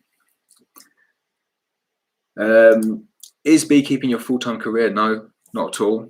Like, it's ridiculously time-consuming hobby. So I work a full-time job in construction. That's quite a demanding job. And yeah, it takes up all of my free time. I have the most understanding wife in the world who does everything, and then I outsource all of my duties to a cleaner, so I get the house cleaned by someone else. Wear gauntlets with the nitriles gloves works great. Yeah, I really struggle with gauntlets. I tried gauntlets for a while. I had the ultra big gauntlets as well. I still found that they were getting in. But that's what the bee inspectors wear, and that's what they say to me. It's like, just wear the nitriles with the gauntlets. But yeah, like, all about finding what works for you. I found with these new ones I've got, the marigolds, really nice fit, really kind of easy to clean. So you can kind of clean them as well, just in like soda, and they're really super long cuff. They're just perfect. I wouldn't change my gloves now. They're spot on. Another treatment free. Yeah. Where would you have a guess? What do you think? It's not Wales, although my surname is Edward, so I do blend in a little bit. Have a guess. If anyone guesses the town that I was born, I'll send you a jar of honey. Just guess the town though, not the city, because it's quite obvious, I think, but the town. Okay, right. What football? I'll give it away. Right, what football team do I support? So I did something terrible in a previous life because I'm an Arsenal supporter. Yeah. So next question. Can I have a job? That's someone's question. Maybe. We're looking to move house. We've been looking for about 3 years to move house, to buy a farm. And we just can't find anything because it's just getting snapped up straight away. As soon as we move house, we'll be employing people, without a doubt, because I cannot cope with everything that I do. And a lot of the stuff that I do, someone else can do. and someone else will do it so much better than I do it. I want to kind of like focus on the things that I enjoy and focus a bit more on my family, and not stay up till 3 o'clock in the night labeling honey and making gift boxes. So yeah, maybe if you want a job, give me a shout. If you that is genuine. If you live close to me and you want a job in beekeeping, I might not be able to give you a job just yet, but we will be looking to recruit someone as soon as we move to a property that means that we can recruit someone. Right, from catching your first swarm, how long did it take till you went full-time beekeeping? So I'm not full-time beekeeping, so I never will be full-time beekeeping as well. So often asked that question is, when are you going to go full-time beekeeping? As in, like, when are you going to quit your job? And I won't quit my job because I do enjoy my job actually, but like it's like a career job. So I put a lot of effort in at work. I want to succeed, and so I'm not going to quit to do beekeeping full-time. So I'll probably take a bit of a step back from the beekeeping and just focus on YouTube. Where'd you get your ratchet straps from? I can't find your video. A company called Handy Straps. Really good, really cheap straps. They've gone up quite a bit, £1.20 they are now. But they're good. It's funny, ratchet straps, again, just like topic of conversation. Some people hate ratchet straps. Some people hate the ones that I use and want the little fiddly ones. And I find the ones called little fiddly ones. So it's a funny one, but yeah, I love ratchet straps. They're great, especially like where it's windy and rainy. Like I look outside and it's Wales and it's pouring down with rain and there's a massive storm, and I just think my heart's not falling over. What tends to happen with me is that trees fall on my hives and damage them. That's what happens to me, as opposed to anything blowing off. But, yeah. So that's where you can buy them. Right, I'm up to date on an hour and a half in, and I've answered all of the questions on my little spreadsheet. I think I've answered all the questions on the chat. So what do you want to talk about? I penciled in like 2 hours, so I can just kind of like freestyle, I guess. I can tell you where I live or where I was born. But yeah, any other questions anybody wants asking? Andy Sandra, I've been able to do it full time. My job is only a job to pay for the family and the bees. Yeah, I know. I would say, like, yeah, my mind, yeah, was also always with the bees that I thought, oh, I'm going to transition to this full time. And I do love the bees, but I do think beekeeping does come with some risks as well. Like, my back is absolutely knackered, really, really bad. And like in my job, like I get a car and I get like private healthcare, get pension, bonus as well. I'm like getting a bonus. And until I don't know what you do, like when I was thinking about it, I was kind of thinking, shit, you know, if I like gave up my job and then became a full-time beekeeper and like really put my effort into it, I'd be quite tired, probably more tired than I am now. And then if I had an injury, like if I broke my leg or something or broke my back, it's kind of thinking, shit, I'd be quite bad. But yeah, risks, isn't it, that come with it? Like I do love the beekeeping side of it. I think definitely though, if I was going to go full-time beekeeping, I wouldn't be out doing the bees every day. I'd be focusing on YouTube videos. That's probably the most enjoyable part of my beekeeping hobby, I think, for me now. I do enjoy that. The YouTube videos, and I enjoy making up nukes. Really enjoy making up nukes and selling nukes and watching people start out in beekeeping. That's really fun. But yeah, difficult with it being full-time. Right, next one. But loads of questions. That's good. Shows people were paying attention there. I was trying to check you out, see if you were all listening. Recently did our first split. Pleased to say, all going well. The hive that was near death 2 to 3 weeks ago is doing very well. There's nothing better than saving a colony that's dwindling. Really good. Like doing like an interaction or a manipulation on a hive, and then you're thinking, oh, have I done it right? And then them coming back and booming. Really good. I love that. No, not North London. No, a bit further south. Did you use every working frames? I'm not sure what that means. Sorry. Can you talk about the best method of introducing a wild swarm into a nuke, please? I can. If I had a wild swarm in a box, I'll probably just shake them in. Depends. Like, I've just done a swarm video, and the technique that I use now is generally what I use now. And I forgot them when I left. I went to get this swarm. But it's take some secateurs with you, because if they cluster up on a tree, it's like the easiest method in the world. You just cut the branch off to rest it on top of a nuke, and they just all go in. It's like the easiest swarm capture in the world. But if you've got them in like a box, I would suggest you do something similar, like cut a hole out the bottom of the box, put some black frames into a nuke, and then they'll just get attracted to the smell of the frames and just go down into it. But you need to make sure you get the queen in there. Don't get the queen in there, they won't go in. How many hives do you consider would be needed to make a living from bees? Depends what you're doing with it. Like, it's funny, because I have a conversation. I know I won't say it, a bee farmer from down south, and I said to him, "You need to get in the nuke market." Like, the nuke market is like where a lot of beekeepers make a lot of their money. Like, I'd say 50% of our business comes from nuke sales. We sell a lot. And he said, "Why would I sell nukes?" I said, "Because they're getting good money at the moment." Like, he said, "Yeah, but they're not as good as if I've got a nuke, an overwintered nuke." And I said, "Oh, you can get 275 quid for it." And he says, "Yeah, but I can get 250 pounds of honey from it." And I think, okay, because I can't get 200 pounds of honey from it, because he takes them round, a professional bee farmer, takes them to all these different places. So I kind of thought, that's a good point, actually, because for me it's probably like £50 average, and when I work it out, it's definitely better for me to sell the nuke than it is to sell the bees. To sell the honey that the bees would get. So when you're working out how many hives do you need to think, what's my actual business plan here? Is my business plan to sell honey? My business plan to sell honey in buckets? Because if you're going to sell honey in buckets, then you're going to need a lot more bees than if you're going to sell honey in little dinky jars and do like gift sets and stuff.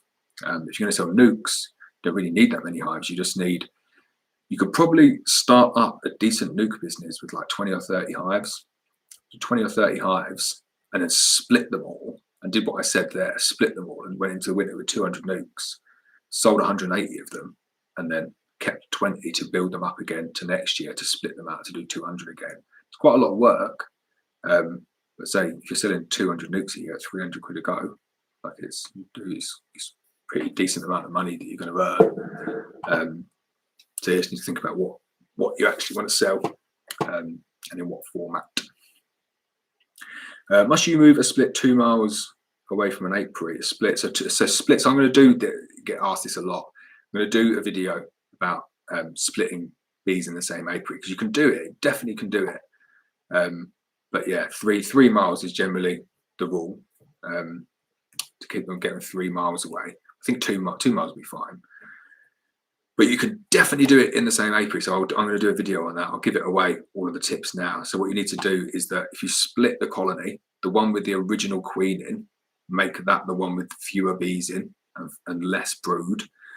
My fewers and my lesses, right? And then the colony that hasn't got the queen and is not on the original spot, absolutely stuff it full of bees. Like, you want to go for like 80% of the brood, 80% of the bees in the one that's not on the original spot. And then just stuff loads of grass in the entrance and stuff it right in, so they barely can get out. Virgin on not get out. And then after 24 hours, just make sure that they can just start to break through it. And then that will stop. That you'll get a few bees reorientating on the back of that. But also, because you've loaded it with brood, you'll get a lot of nurse bees hang around to keep the brood there. But also the big one is you really should add a mated queen straight away in a cage. So cage mated queen, and then a lot of bees will stick around doing it that way. If you do it like that, after say 3 weeks, you'll be about 50-50 on a split. So it does work. I do that quite a bit. It's just easier to do it the other way. Did I miss you answering how to save a laying worker hive? Yeah, you did.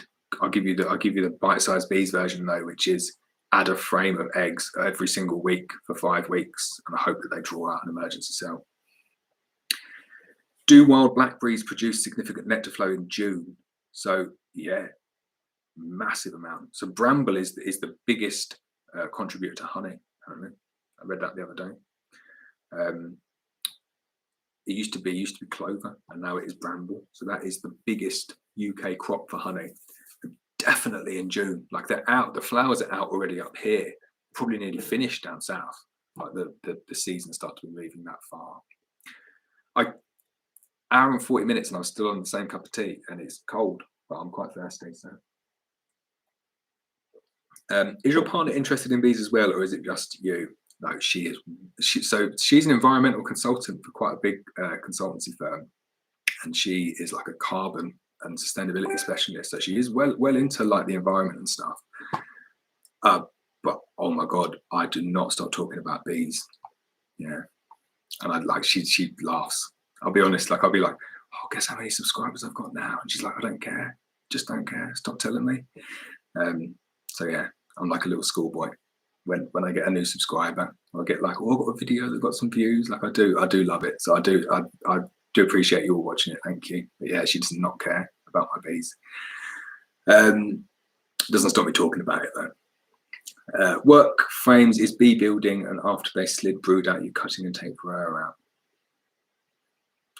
Oh, I really want to know what that means. I'll come back to that one. Yeah, sorry. Blackberries, I think, is the main source of nectar flow. Oh, okay, yeah, it's true. Blackberries, massive. Right, Jim. You'll notice that Jim has a very dapper badge. Jim is a member of our channel. Yeah, our channel member. I'm getting tired. I'm looking to upgrade my extraction equipment to a more commercial scale like your setup. Do the Bee Farmers Association have finance packages deals? They definitely don't have finance. You speak to the bank manager if you want finance. What they do have, definitely look out for this, Jim, is they have a classified section in the Bee Farmers mag. I can send you a picture of the classified section if you want. And what they have in there is generally people who are retiring saying, I've got a full extraction line, or these are the bits of kit that I've got. You get some real bargains in there. It's always really good quality kit. And the kit lasts forever. So yeah, if you don't want to buy it new, you can get it from there. And the thing is, though, is if you're not buying it new, unless they're VAT registered, then they're not going to offer it with VAT. And if they're looking to retire, they'll probably do everything they can to offer it to you without VAT, which means that you might not get it for such a good a price if you can't claim the VAT back. But the cost of extraction equipment just got through the roof. Like, I can't believe how much everything's going up, getting more and more expensive, like day by day it seems. Or best way to take bees from a house. I've had 6 or 7 calls already this year saying I've got bees in the loft or bees in the attic. So I'd say the best way to take bees from the house is to not do it. Oh, what a nightmare! It'd make a good video. It would definitely make a good video. I've seen some real monster colonies, but it's not something that I would do.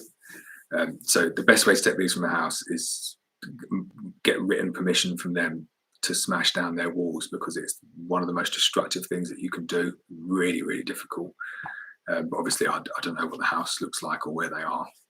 But I just, yeah, we do not do it. It's kind of, yeah, not got time for that anymore, so I'm not doing it.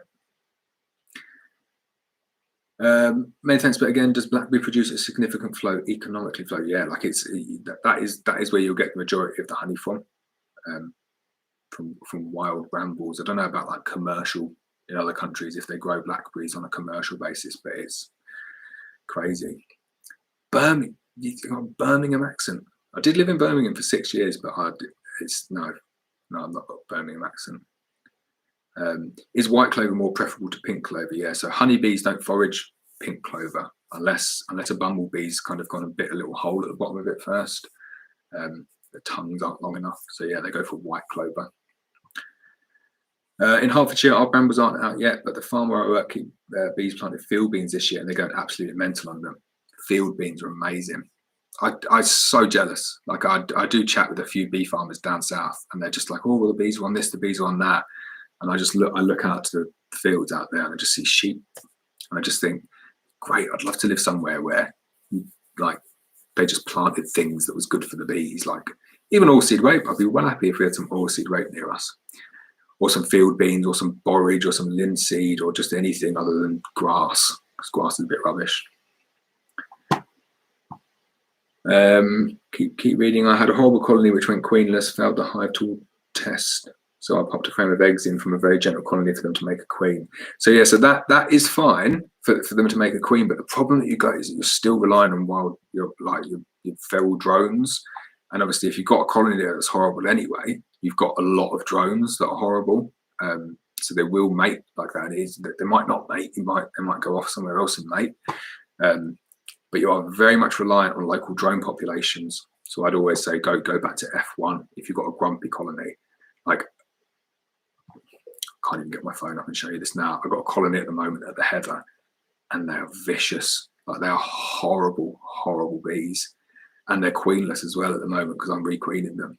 And they just batter me every time I go there. Hundreds of stings. I just like want to sting my face. It's not fun. So yeah, so they're getting requeened. Oh, but you said, so yeah, queen emerged but never made it back. Okay, yeah. Get an F1 in there, try and sort them out. Brooklyn's honeybees, he gets the same whenever there is a new sub to his channel, get all twitchy. Right, so everyone on this chat, you've got to subscribe to Brooklyn's honeybees. So get on there, subscribe to him, you get some numbers up. Put more eggs in, right? Yeah, this is the problem, yeah. What you're saying there, Julian, and this is where you really get caught out, and this is what takes so much of my time up. This is where I really do try and avoid it, is that you get to a point you just kind of think, is there a version in there or not?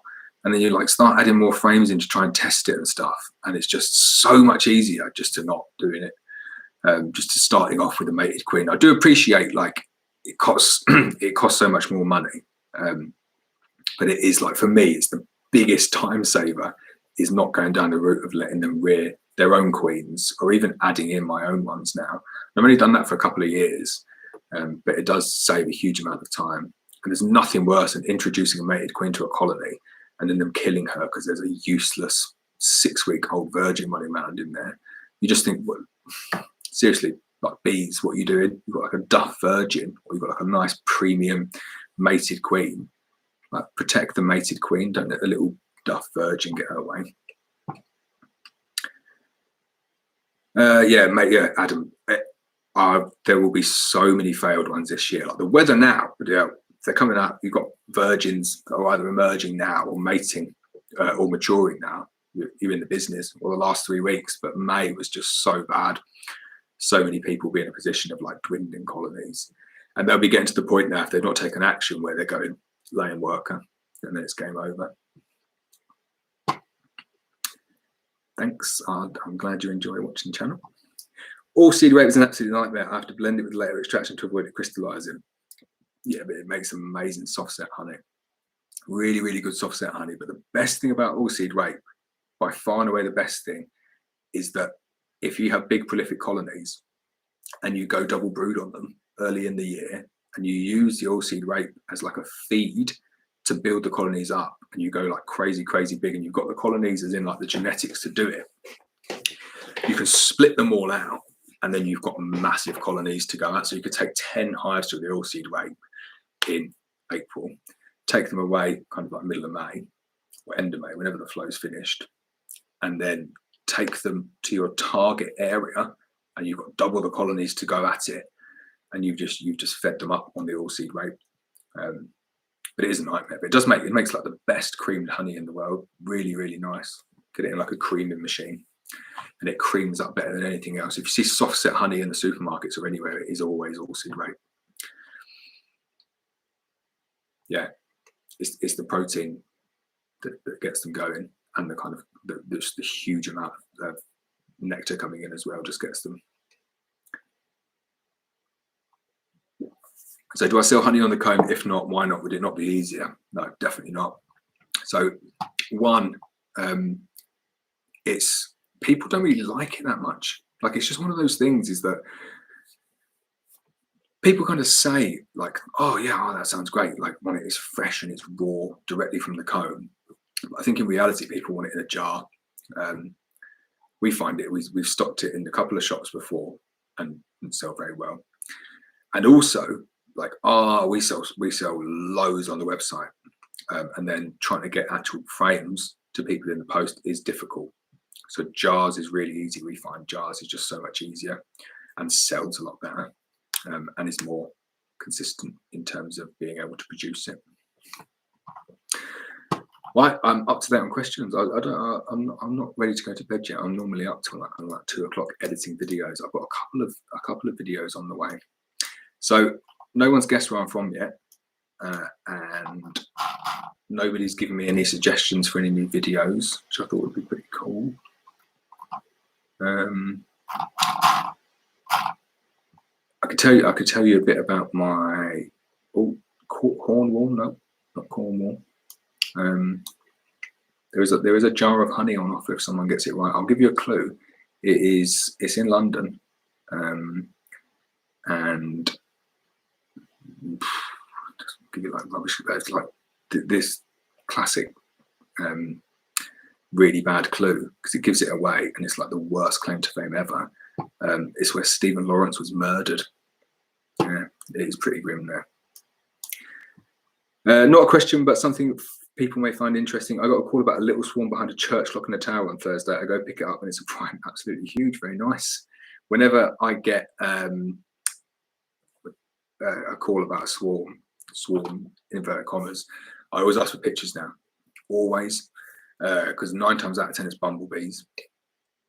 Always bumblebees. I've got bumblebees in my wall. I've got honeybees swarming in my wall, is what they ring up and say.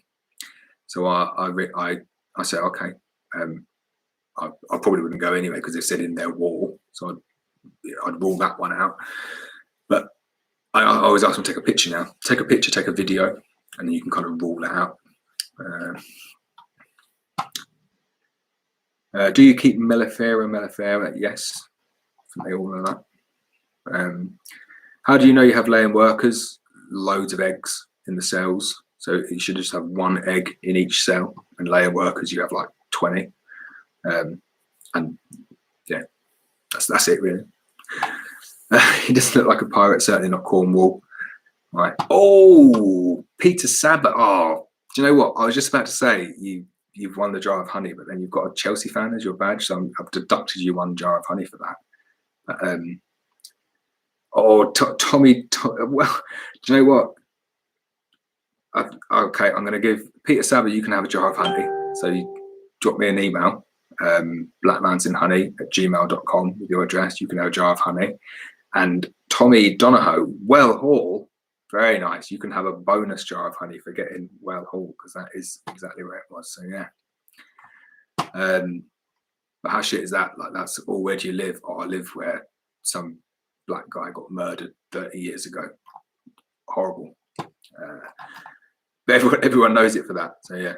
Right, for a new video, take a newbie under your wing and teach them with videos to show. It's a good idea. My nephew does help me out a little bit.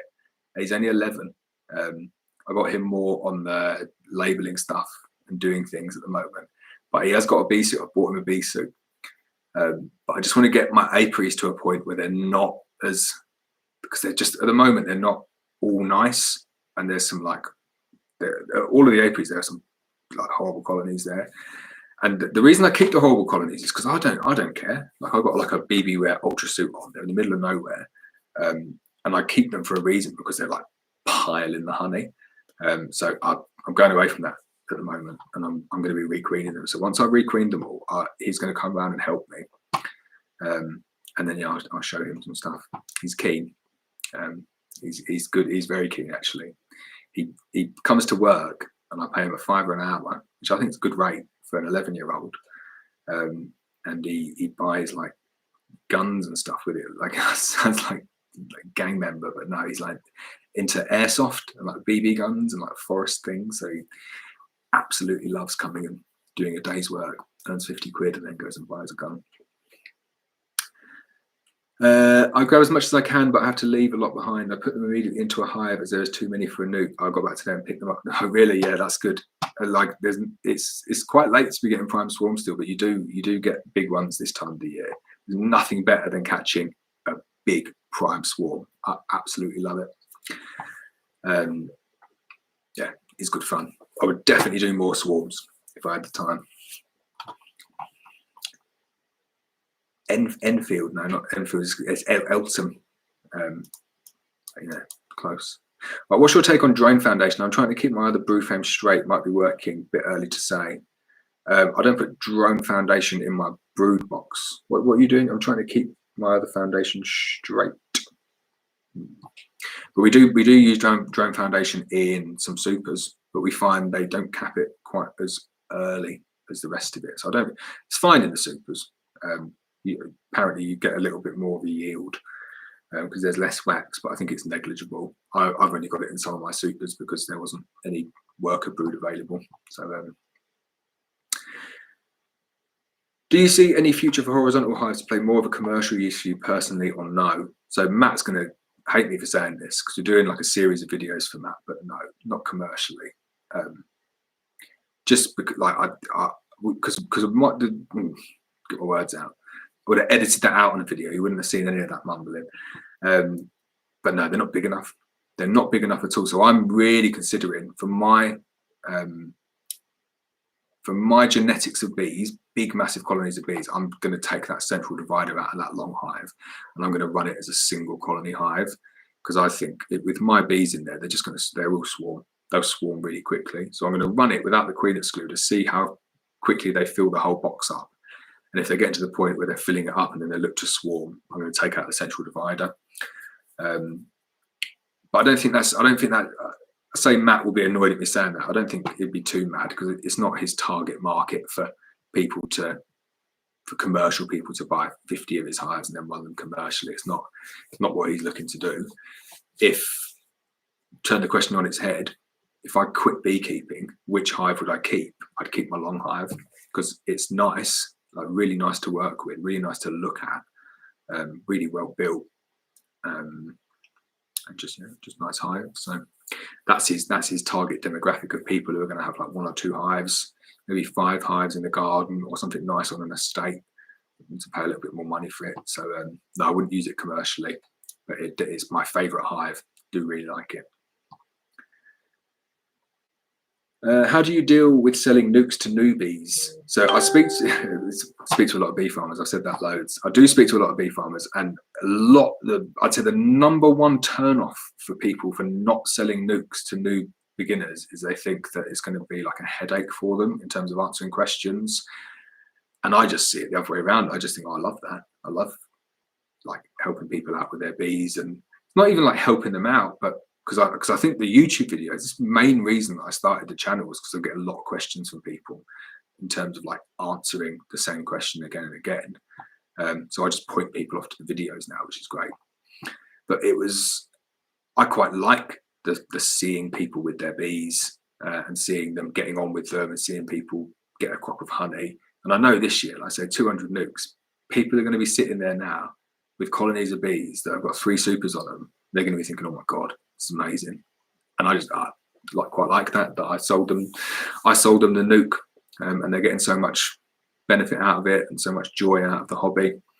I also do laugh at some people as well. I will name drop him because he's my number one WhatsApper, person I've WhatsApped this year, and he lives just down the road.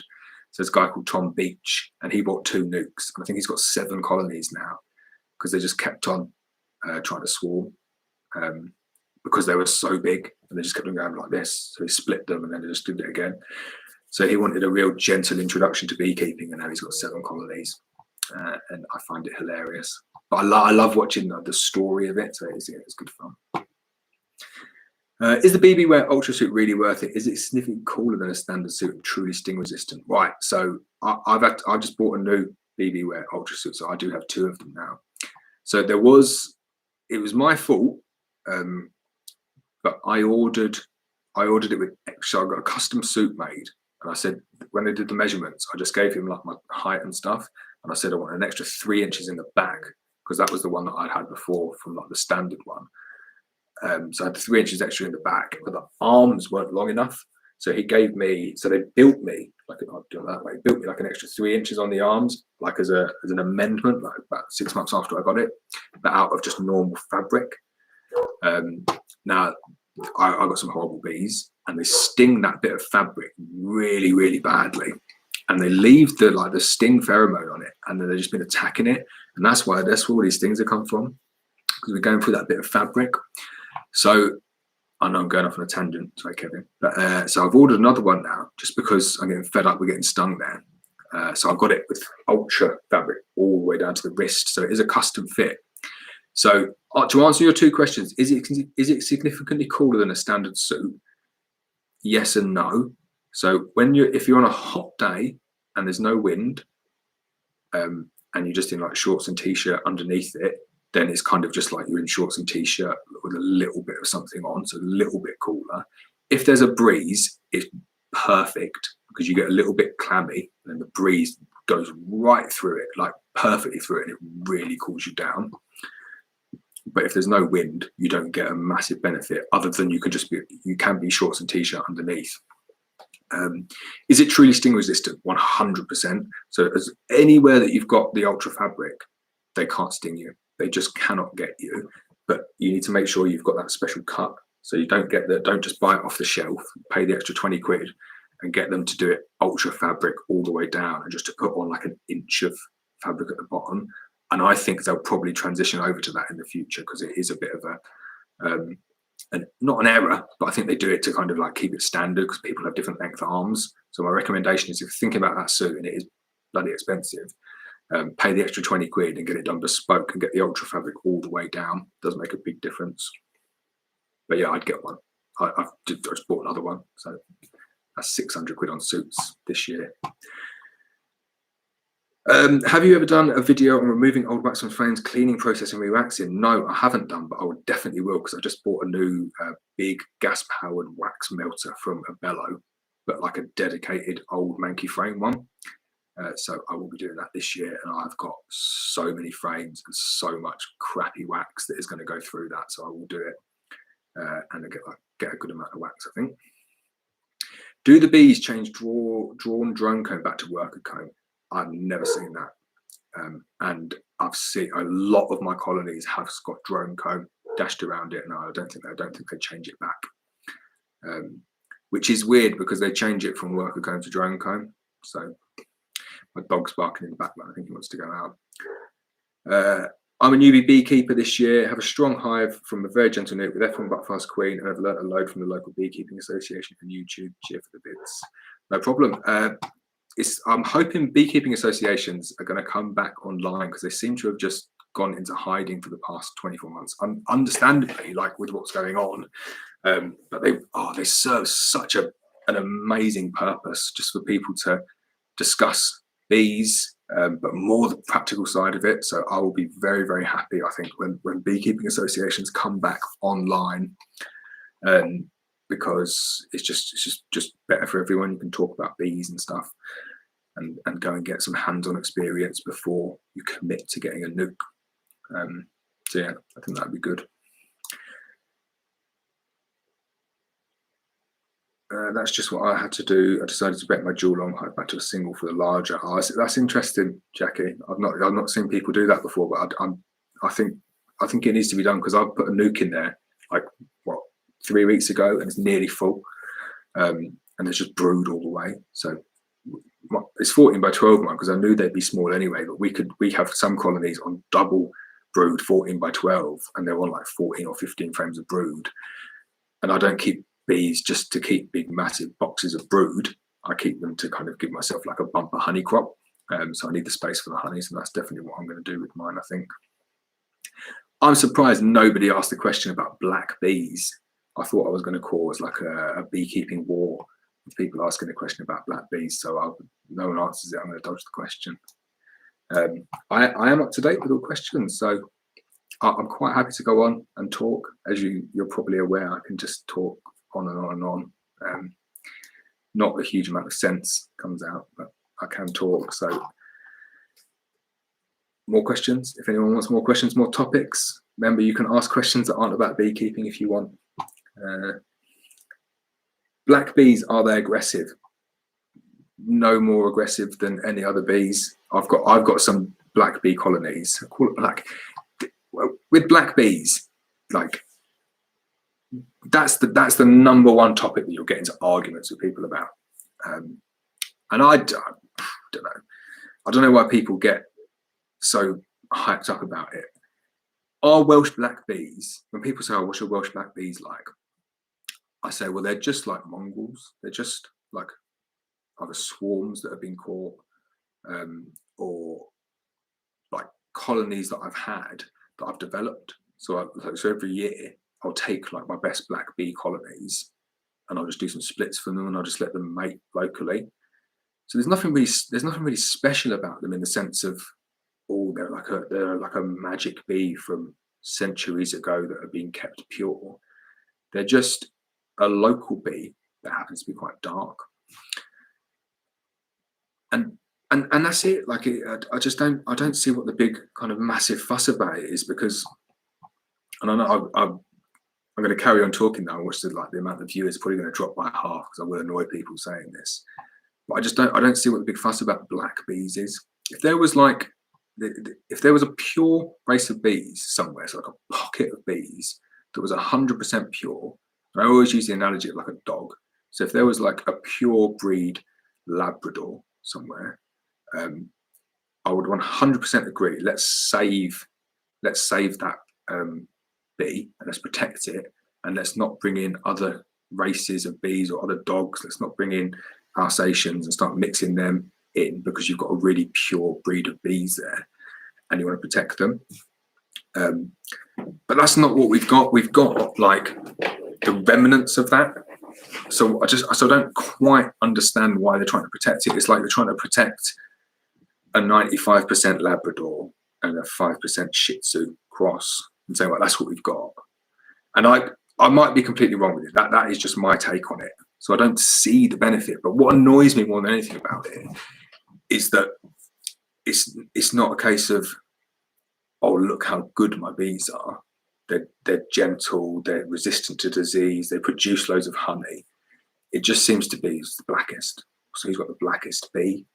And I know they do DNA tests as well to kind of go back, but they're always like, if you're in like the high 90s, you're doing really well.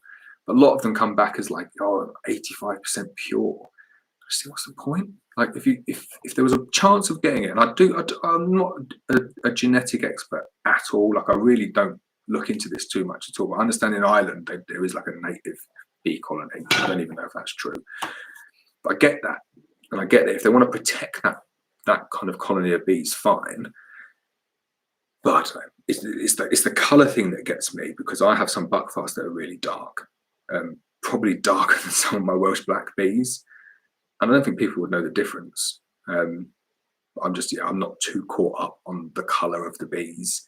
I'm more caught up on what they can do for me, how gentle they are, how disease resistant they are, what their honey production capabilities are like.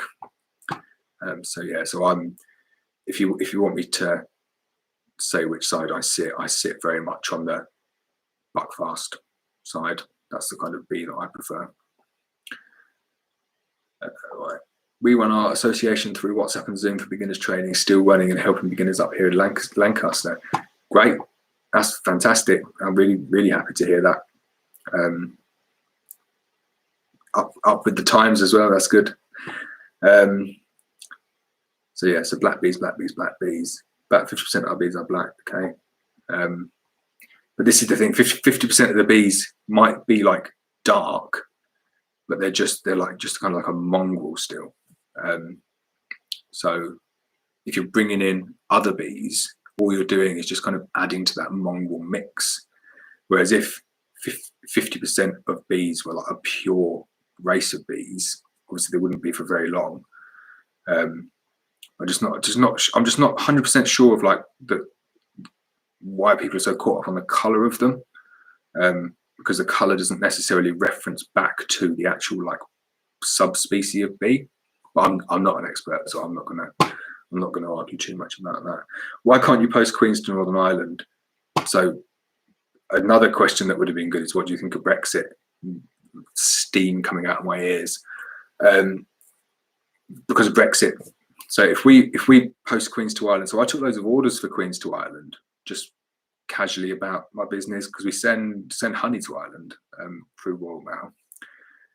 And then someone said, can you just double check that you can send Queens to Ireland? So I double checked and they said, well, you can send them in the health certificate. So to send a queen, I need to get the bee inspector to come in, inspect the bees, and then give me a health certificate. It's about 100 quid. So I can't, like, if someone wants like 50 queens being sent to Northern Ireland, I can probably do it and sort it out, but I'd need some advance notice. Thomas, yeah, Elton, yeah. That's what I lived in Elton for 20 years. I was actually born in Greenwich. But yeah, I say I come from Elton. Do you think that black bees are bigger than the other breeds? Some of my girls can't seem to get through the excluder. I've never heard that. Is this Vivian who bought the nuke from me? I think it is Vivian. You sure it's not drones?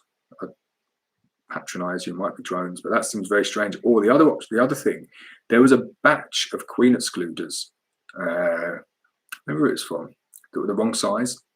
And I remember a guy up in Anglesey. Oh, he was livid because he lost so many colonies of bees because they swarmed on him because they couldn't get through the excluder because they were like a couple of mil, probably like half a mil, too small. So I'd measure the queen excluder, but no, I don't think the bees would be that big to not get through an excluder. What made me move to Wales? So I lived in London till I was about 20, and then I went to university in Leeds, and then I worked in Sheffield and Wakefield, Hereford and Birmingham, where I met my wife, and then her family lived just up the road. So I followed her back here. Said we're going to set up an amazing bee business. I didn't say that. She always says this. You didn't tell me you're going to set up a bee business. Simon, on the topic of F1 Buckfast queens, when splitting a hive, are the new colonies with queens likely to get more and more aggressive as they go on, or generally stay pretty chilled? So I'm not sure. Hopefully I'm interpreting this right. So when you split the hive, are the new colonies with new queens like to get more and more aggressive as they go on? So in terms of like iterations through the generation, so F1, F2, F3, F4, like they don't necessarily get more aggressive, but the chance of them getting more aggressive increases because you're more reliant and there's more variance that comes in from the local drones. So they could get more aggressive. Definitely could get more aggressive. They might be all right.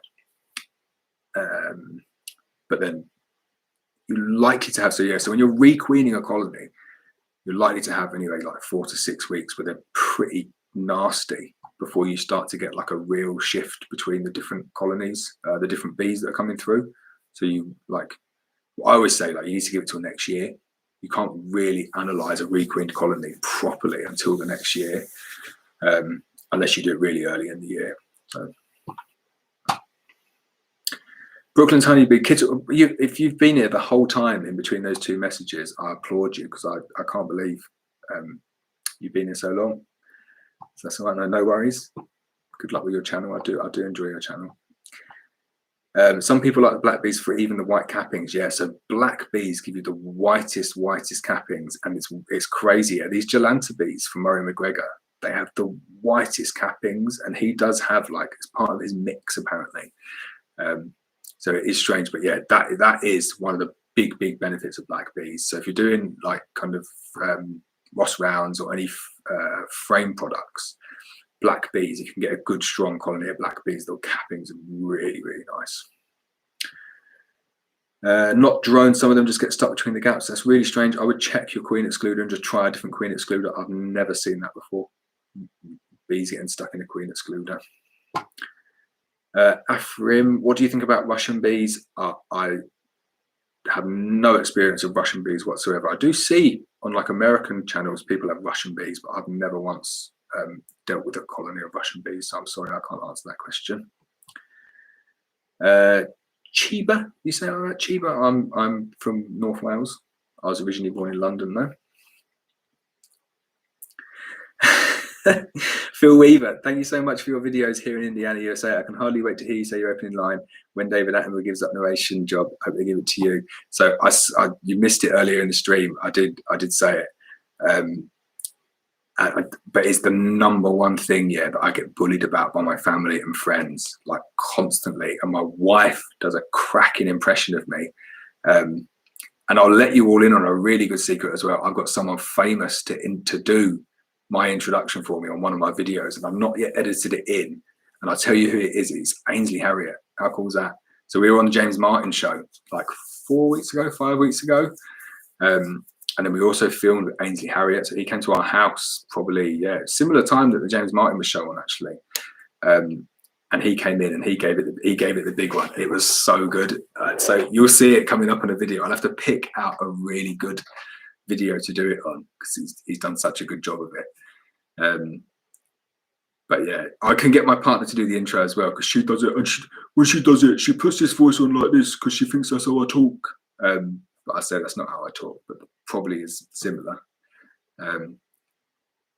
Yeah, the Ainsley memes are. He was here for like 6 hours, and we cooked pizza. Got pizza oven. We just cooked pizzas in the pizza oven, and just chilled out and cooked pizzas and had the hot fire honey on it. And then when I looked at the bees, and he was great. He was so much fun and just did everything I wanted. And he was thinking, I was saying, you just introduced this video for a YouTube channel, and he's like, oh yeah, sure. So he did that. So yeah, Kev, you've seen the Ainsley video, so he introduces it. But just for Phil's benefit, I will do it again. So hi, I'm Lawrence Edwards from Black Mountain Honey. Welcome to another episode of No Nonsense Beekeeping. And it's just funny because everyone rips the piss out of me for it, like so bad. I can't give it up now, can I? But you will notice I have changed the intro slightly due to YouTube telling me it's best to kind of like get people's attention first before you start doing your real cheesy intros. But yeah, get my partner to do my intro. I'll get that. But I've got my nearly 3-year-old girl doing it as well, but she's really shy when she does it. So maybe I'll choose a good one to do for her to do it as well. She'll be funny with that. Right, Jeffrey, have you any idea what the moisture content is in hawthorn honey? No, sorry, not specifically. Like we find like as long as the honey's under 19%, it's fine. We find most of ours is under like 17%. You can see it like if you go like that, as long as it's not shaking out the frames, it'd be fine. But yeah, we find generally around under 17% for us. Some of the heather honey, we had heather honey last year, quite a bit of heather honey. And because heather honey is like high moisture content, so we put it in a room. Oh wait, you know, to us Americans, a proper English accent is worth at least a dozen. Have I got a proper English accent? Because people think I sound quite rough.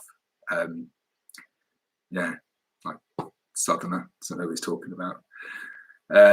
But yeah, the hawthorn, the heather honey. So heather honey is really high moisture content, and it can go off quite quick. So we put it in a room with like really good tip. This actually, I'll probably do a video on this. But we got like a big commercial, can't remember what it's called, dehumidifier.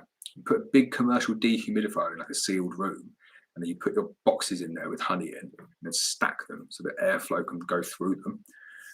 And you put it in there for like a few days, put it in there for like 3 or 4 days, and we got it down from like 22% to like 15%. And I thought, oh, amazing, definitely not going to go off now, this honey. And it was really difficult to extract it. I think we took the moisture content down quite a bit too far. So even putting it through the loosener, it was very, very difficult to get the honey out of the actual frames. It's a good tip though. If you've got it in, if you've got it and it's like a little bit of shakeout, probably a bit too wet. But if it's borderline, you can bring the moisture content down really well with a commercial dehumidifier.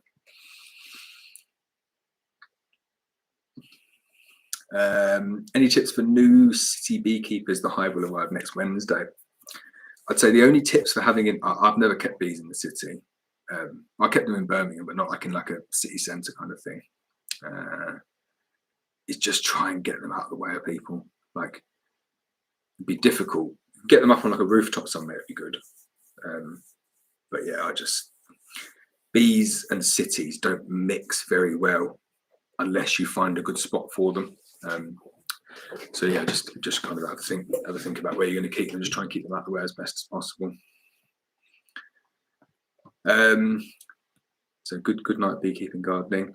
Joseph, I'm in Wales next week. Can I pop over and see your setup? And I would love to let people. I get asked that loads. Can I come and see it? I'm afraid not, because I work all the week, not on the bees, and then I just doing other stuff as well.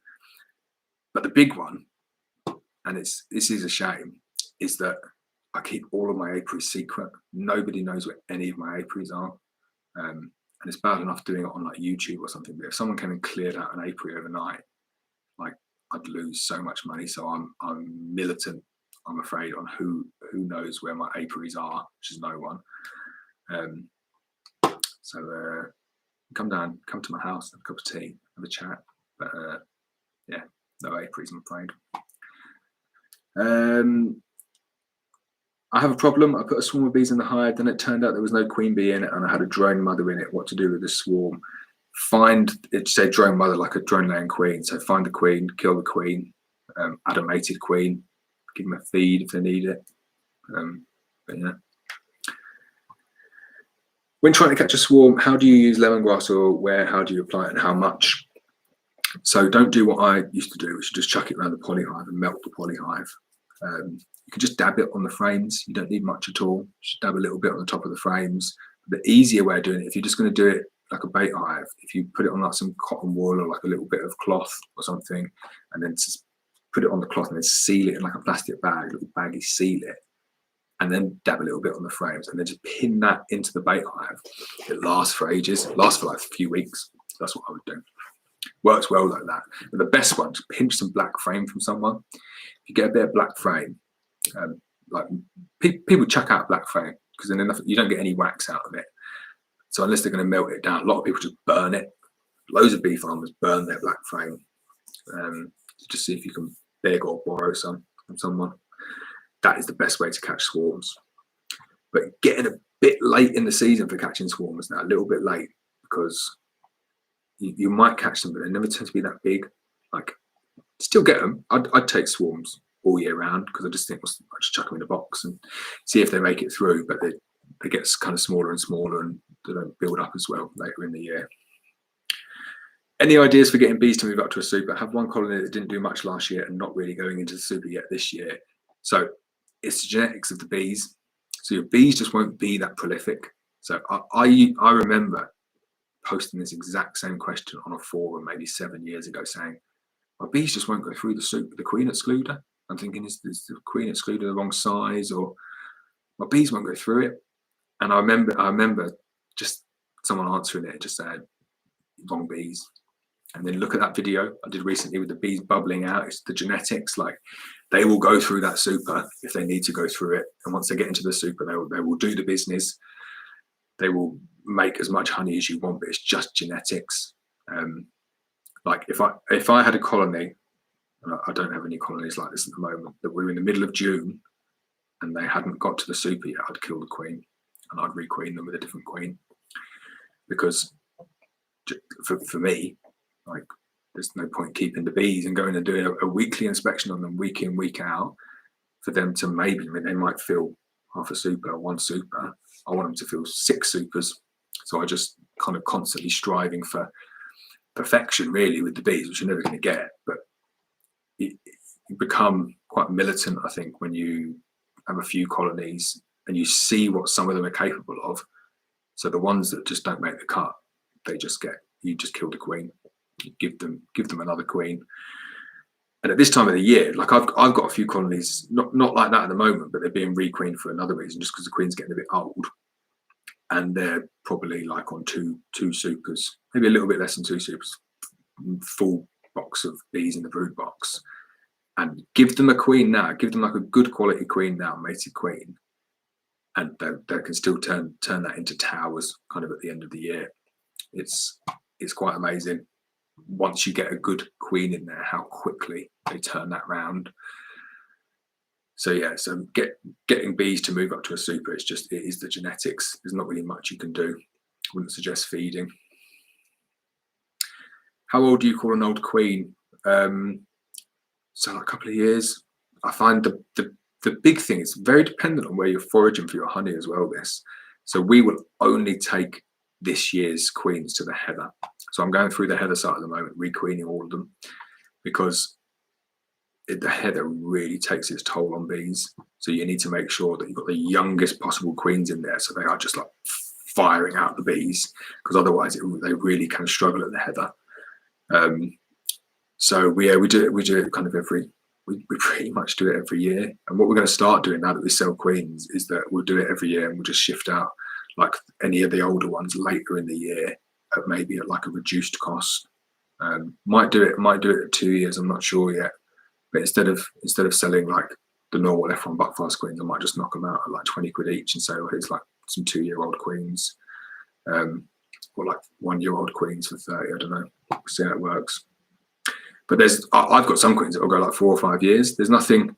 I'm doing that as like a time-saving thing, because I find they're less likely to swarm. That's the only reason. Like what's really good, what you're looking for, what's amazing, if you find a colony that will keep a queen for like 3 or 4 years, and then supersede that queen after 3 or 4 years, that is like the best thing that you can possibly find. You find a colony that goes 6 months and then swarms, that's like a nightmare.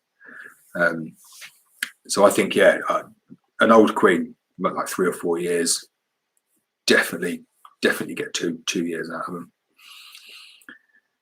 Have I discussed top versus bottom bee space and preference? Appreciate it's late, so no worries. It's fine. I'm talk till I kind of just like fall asleep talking into my camera. It's cool. No, I've not spoken about top bee space versus bottom bee space. So my preference, definitely top bee space. Much better, I think, top bee space. But the national setup is bottom bee space.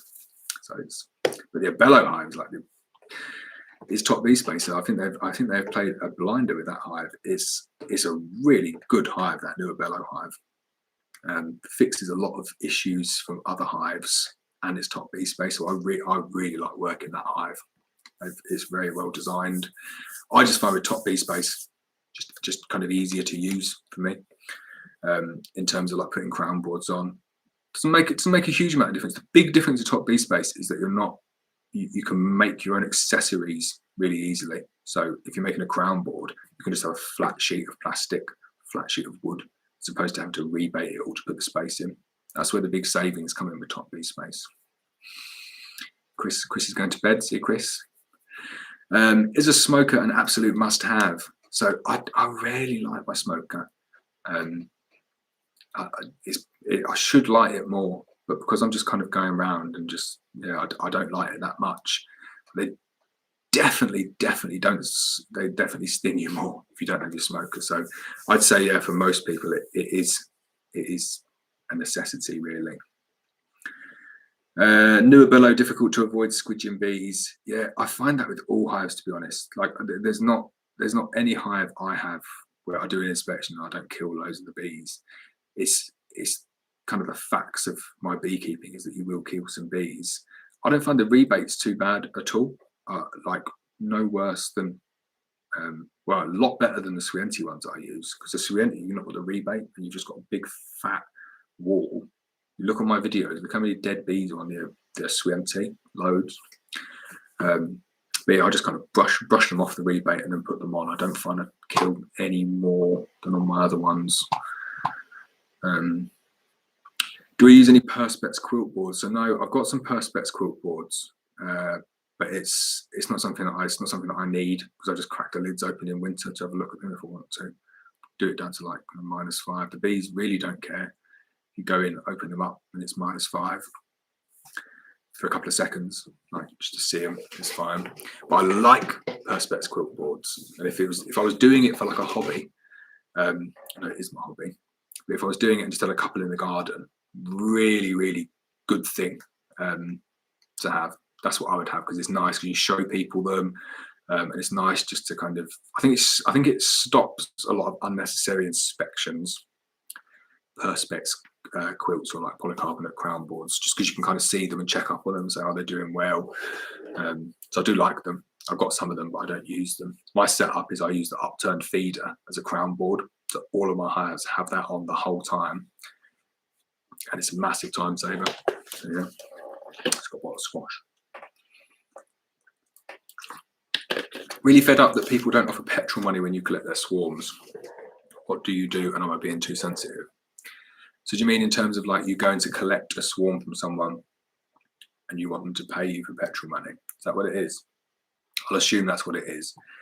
Just tell them. Just say it's 50 quid to come and collect a swarm. The problem is that everyone will do it for free. Like it's like proper bee wars, isn't it? When someone rings you up for a swarm. I remember this. It happened all the time. It drives me mad. Is that someone will ring you up, there'll be a swarm, get your kit on and jump in the car and go and get a swarm, and there'll be like 3 other beekeepers there trying to get it. And you think, oh, Nightmare.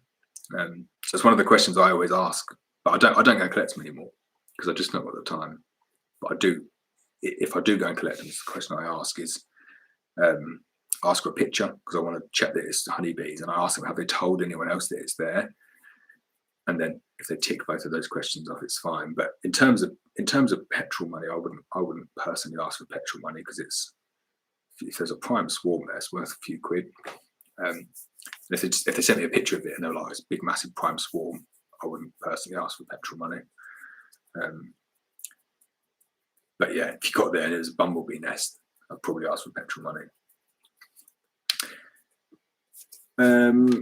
Just got a Payne's polyhive and realised it's bottom bee space, so crown board squashing the bees and putting it back together. Yeah, just get rid of the crown board. So it really annoys me that some of the manufacturers give you that polycarbonate, like the flexi wibbly board, with their bottom bee space hives because it just doesn't work.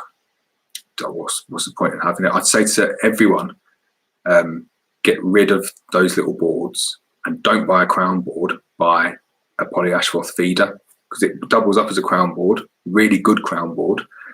You can feed, you invert it to put fondant on. So you can feed syrup, you can feed fondant, do everything that a normal crown board does. And it's like 20 quid more, but it's so much more versatile. Plus, you get all the insulation up top, which is where you want the insulation. So I think it's a really, like, even if you're on wooden hives, polyashworth feeder on top underneath the roof, perfect. Just gives you all the benefits of poly just with that feeder. It's like the best thing you can buy. Is the Layens hive something you somewhat new? So is the Layens hives that somewhat new it over there, or have you guys had them for a bit? So I'm not sure. I've seen them, and it's something that I probably will look at and have a little bit of a dabble in. But I've not got a huge amount of experience on it, or whether it's a new thing or not. I've seen they're expensive though; they're not cheap.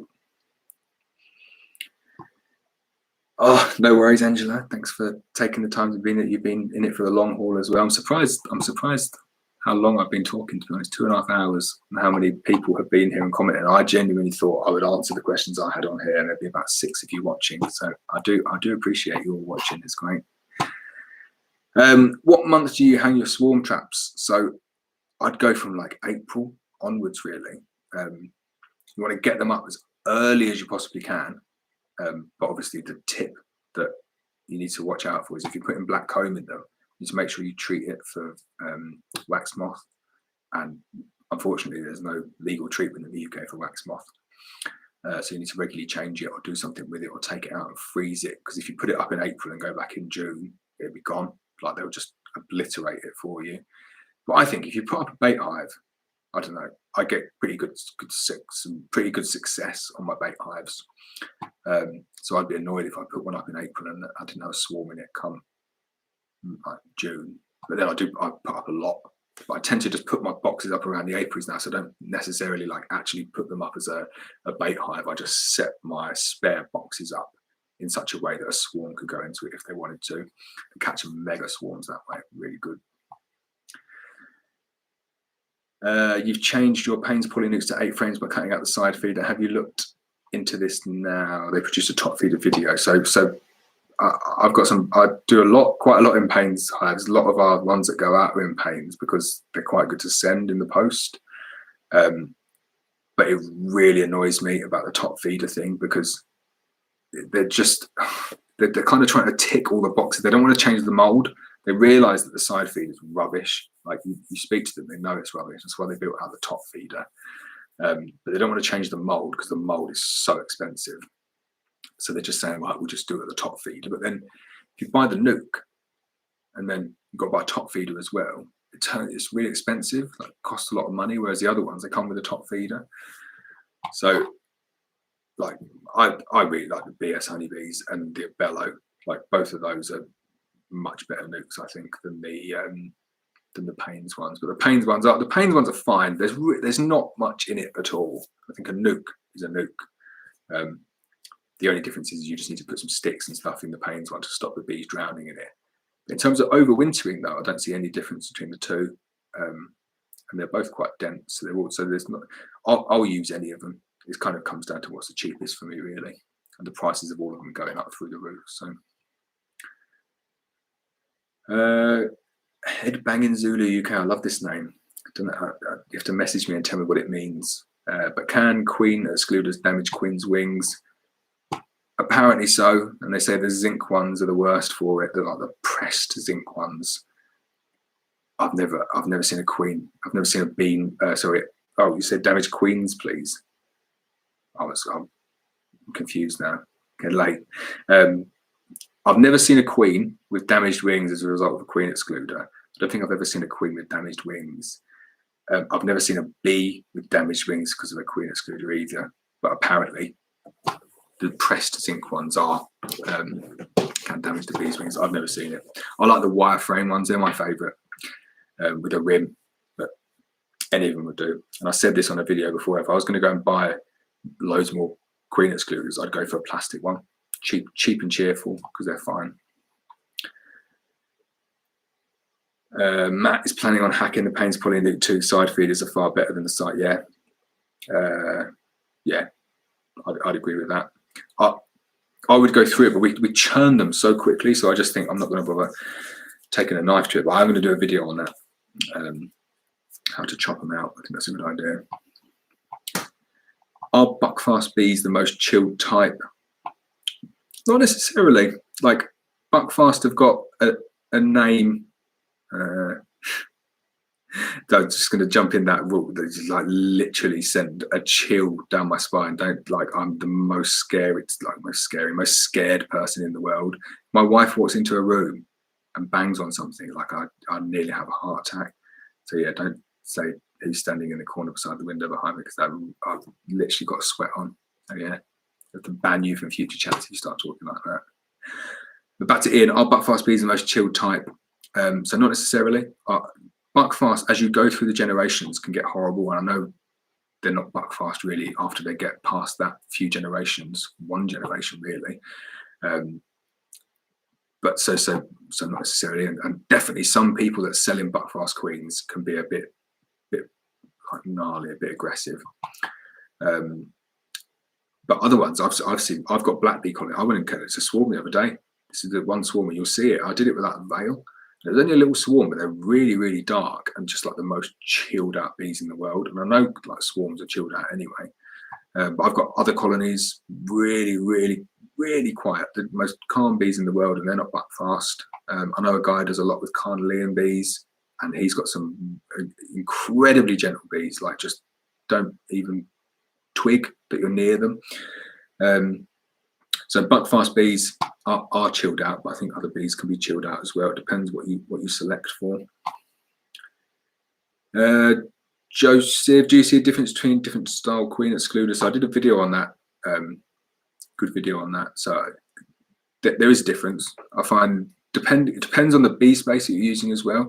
So I find on bottom bee space, I do like the wooden framed wire queen excluders. They're my preference, but there's so much more money. If I was starting again and I had to buy 100 queen excluders, I go for the cheapest plastic pressed ones, definitely, because they're fine and they're cheap. I'm hoping to start out next year beekeeping. Is a 10-year-old tree plantation an ideal place to keep bees? What kind of, maybe. I'm not really sure, because like 10-year-old trees probably not going to yield anything depending on what tree they are. But I think like the big thing for me, obviously, like as long as the forage is available for an apiary, it's more just like the access and stuff like that. The bees tend to manage pretty much anywhere. There's not many places that the bees won't do too well. But I'd have a go, see how they're doing, and then get on with it. Yeah. Seriously, don't mess around and say there's people behind me. I get so scared. So I remember you installing several packages Italian into hives. How did they do? Did they go through the winter? Yeah. So the packages I installed there, there's a video coming out about the Gilanta queens. So those packages there, they were Gilanta queens. I had some Buckfast ones as well, but the Gilanta ones went to this apiary. And you have a look, you see what they're like. They're the ones on the 2-frame split video as well. They're the ones that are bubbling over. So they're the packages, and they're really, really good. But interesting, you can't get packages this year unless you get them in through the back door through bee equipment, which they managed to do amazingly. So fair play. got them through. Surprised they're not 6 months late, but they got them through, didn't they? So a lot of people have got packages, but they're the only people that you can get them through in the UK this year. So they have a full monopoly on that market, which is very interesting. And I know Murray McGregor he's doing some homegrown ones, but he has sold out of them now. I think he has sold out now. But you can't get them. It's just mad because they just got flown in. They got drove in from Italy, and then you get a call the day before from Murray saying, "I'll be at the M6 services at 4 in the morning." Seriously, 4 in the morning. So then you set your alarm on for 3, like quarter to 3 in the morning. Drive over to the services, and then he stops on the way with his merry men, and they've got like 500 packages on the back of a truck.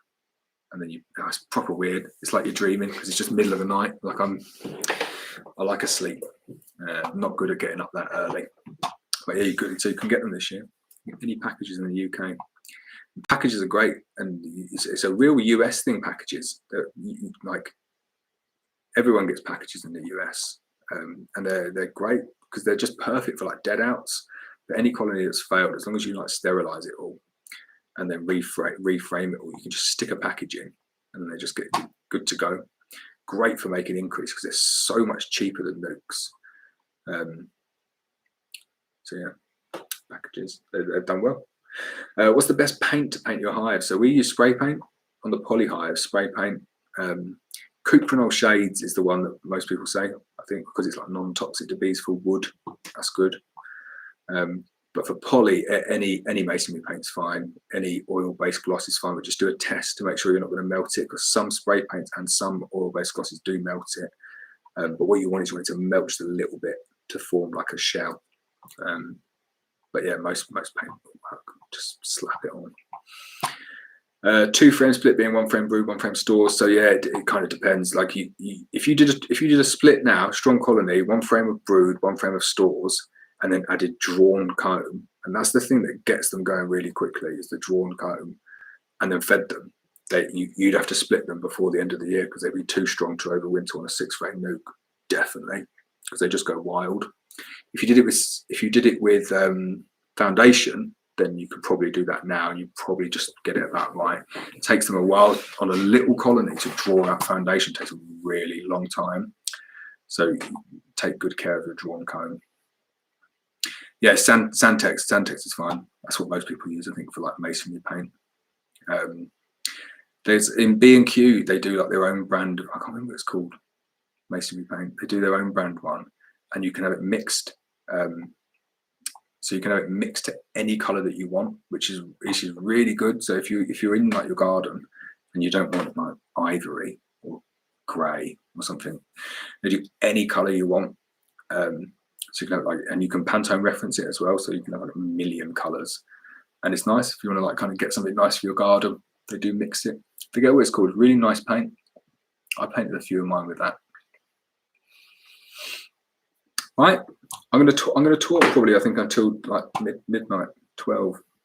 So any more questions? Again, doesn't have to be beekeeping. Ask me what my favourite dinner is. Yeah, food is a good topic actually. Like that is probably my #1 passion, which is food. I bought a Kamado Joe the other day. So anybody in America will probably know that. Maybe not so much in the UK. And it's just like the best thing I've ever bought. Like, I'm totally obsessed with it. I'm telling everybody I meet, and they're just like, who's this weirdo talking to us about his barbecue? I'm completely obsessed. I made a rotisserie chicken on it. I've made a chicken shawarma on it. I've made a whole slow roast leg of lamb on it. It's proper nice. So yeah, I'm a massive foodie. I love to eat food and cook food and talk about food. Probably more passionate about food than I am about bees. Is that good home? I don't know what that means, Joseph. How's the plastic foundation doing? Would you recommend it? So that is, I went wild this year, didn't I, on product reviews and stuff. So I completely forgot I bought plastic foundation. So thanks for the reminder. I'll have to get some into a colony and do a review on it. And I did it I got red plastic frames as well overnight. So I've got to finish off the review of those and the propolis traps. I bought loads of things to review and I've not done any of them other than kind of open them up and talk about them. So that's a good reminder. I need to get on with that. It's good timing. Just come up, new question. Do you keep paper or digital records? I'm struggling to get my head around them. Do you record? Do your record follow the Queen? That's the next one. Or location of the box. Right, so I said this at the beginning. So my record keeping is bad, really bad. And so my record keeping at the moment is I write on the top of the hive anything important, and it tends to be if they're queenless. So if there's something going on with the queen, or I've made them queenless, or there's anything else that I need to know, I'll write on the top of the hive.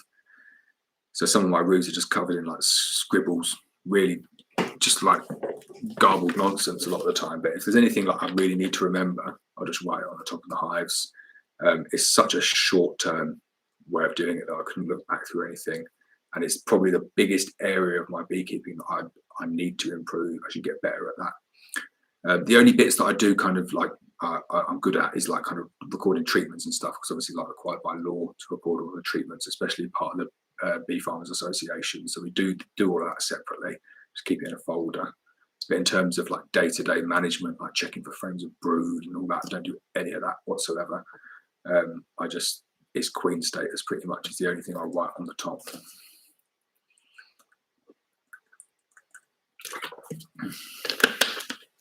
So Matt, have you seen our other company? So we haven't. If one company wasn't enough, I do have two companies now. So we have a company called Hot Fire Honey.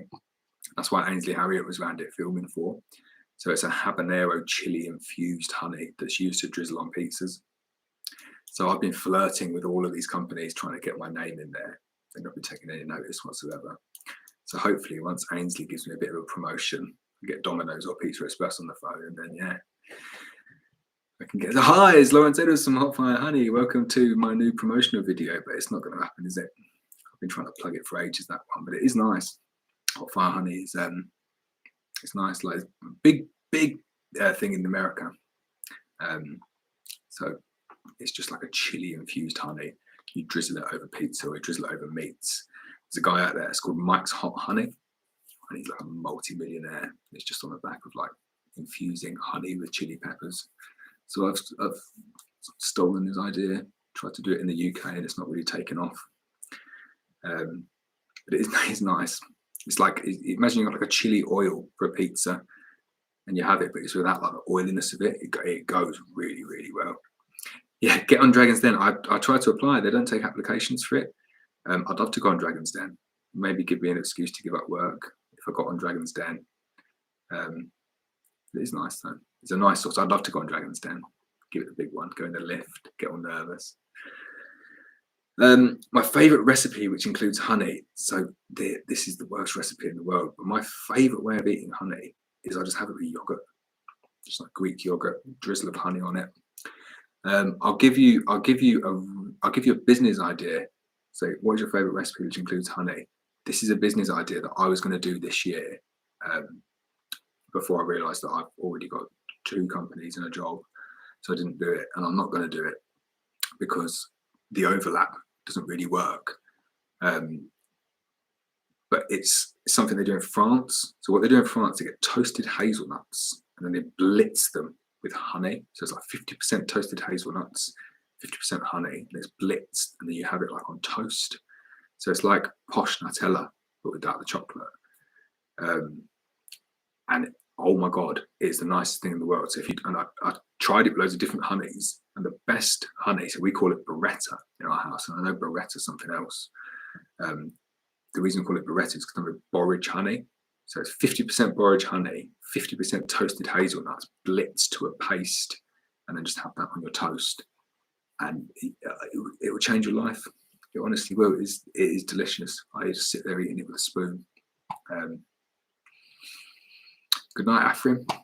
I tried making mead. So this was one of my other hobbies. So I was well into making alcohol. So I don't drink.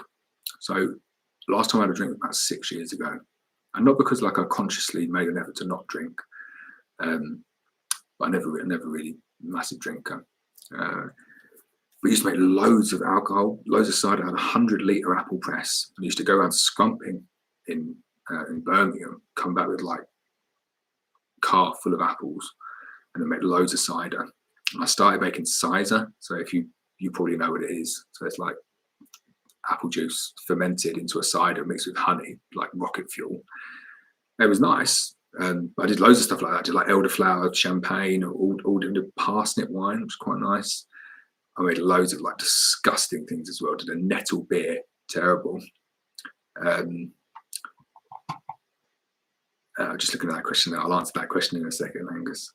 But mead, yes, I did make some mead, and it was nice, but it was a little bit like medicine-y. I think it needed to mature a little bit. And I found a mead that I'd been trying probably about 6 years in the demijohn, and it was nice. But I'm not a massive drinker, so I'm not really a huge fan of it. But in terms of mead, Wye Valley Meadery. So I know the guys down there; they're really good bunch of guys, and what they make is amazing. I think they're kind of bringing it into the 24th century. That's getting late. Bringing it into the 21st century a bit, making it a bit popular. So I think they're going to go really, really big with that, and I do think that will be like the next big thing. I like cider is because it's nice because they do like a honey and elderflower mead, but it's like sparkling. You have that over ice, and it's really nice. Right, Angus, if it's not too much of a cheeky question, do you get much of an income from your YouTube videos? Surprisingly, not that bad. So I love the analytics side of it. And like I said before, like every single subscriber I get, I probably check my YouTube homepage. It must be a couple of 100 times a day. Like I'm so obsessed with YouTube. My wife properly takes the mickey out of me for it. But I do. And like I'm so into kind of like the keyword research and stuff. And I'm ridiculously competitive and kind of like benchmark myself against other well-known UK and international beekeeping channels, and I'm quite relentless in terms that I kind of want to get the channel as big as I possibly can. I'll be honest, like I'm not going to lie about it. Like I'm committed to making it a good channel, and I hope that people see that with the videos. Like I put a lot of effort into the videos, and I try and make them different to what other people do. So instead of kind of like saying, "Oh, I caught a swarm today in this video. Here's a swarm that I've caught. Look at the bees. Here's a swarm." I'm trying to do this time lapse approach. I'm trying to give you like a full view of all of the processes that I do, and it's difficult, and it takes me so much more time than just kind of going and filming a video and showing you what I've done for that day. But I'm hoping that it's going to set me up to kind of go to the next level. Fingers crossed. So going back to how much do I earn from it? It'd be really interesting to see what people think I earn from YouTube a month, considering how much time I spend on it, and considering the fact that it's only about 14 months old, the channel. So I'll leave it for a bit, see what people think. I'll come back. I will answer it though. I'm not going to dodge the question. Oh, hi, Hakan. I'm glad you've been following it. I hope you enjoyed it. USA packages averaging 185, this 150 are going up, and it's like everything with beekeeping. The price is going up crazy amount just across the board for everything. And then the only thing that isn't going up is the honey at the end of it. It seems to be the same price as people were paying for it 10 years ago. Right, how do you find the time for it while running your other businesses? Right, so I struggle for time. And like I said, a very, very understanding wife who does everything. And then I try and outsource everything else to like cleaners and stuff to get away from my chores. And I just work late into the night. So I kind of, on my days, the videos don't take me that long to film at all. So if you're seeing like a 10-minute video, it's probably taken me 20 minutes to film it. It doesn't take long to film at all. And then the editing, I just kind of chip away at in the nights. So I'm up till kind of like 1 or 2 o'clock, just doing a little bit here, a little bit there. And then I get a lot of help from my nephews. So I've got 2 nephews who help with like the jarring and the labeling and doing all that kind of stuff. And then just chip away at the social media. My wife does quite a bit of the social media, which people don't realize about as well. She has got all of the access to the accounts on her phone. So she does some of the stuff. You have to see if you can guess what stuff she does. £1,000 a month, £350 a month. So I wish it was £1,000 a month. I definitely wish it was £1,000 a month. Nowhere near that. 350 is quite close. So it's probably close to average around £350 a month. This is going up, so it's like a real exponential curve. It is great, so I don't know where it's going to stop. So please share the videos, get it up as high as it can go. But last month, it's all done in dollars, so we get like fleeced at the moment because the pound's quite strong against the dollar.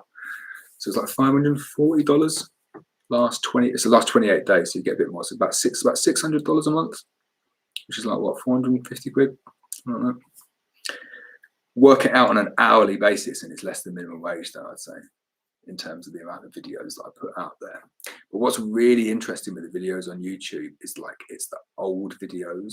It's the videos that YouTube picks up and kind of makes popular because people like them or people watch them.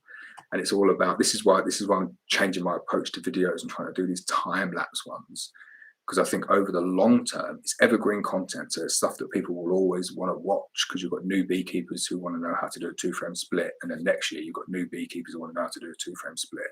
So you're always going to have that. But I'm trying to make the videos like the very best they can be and make them the best videos on YouTube. That's my goal. So I'm hoping it will go up and up and up.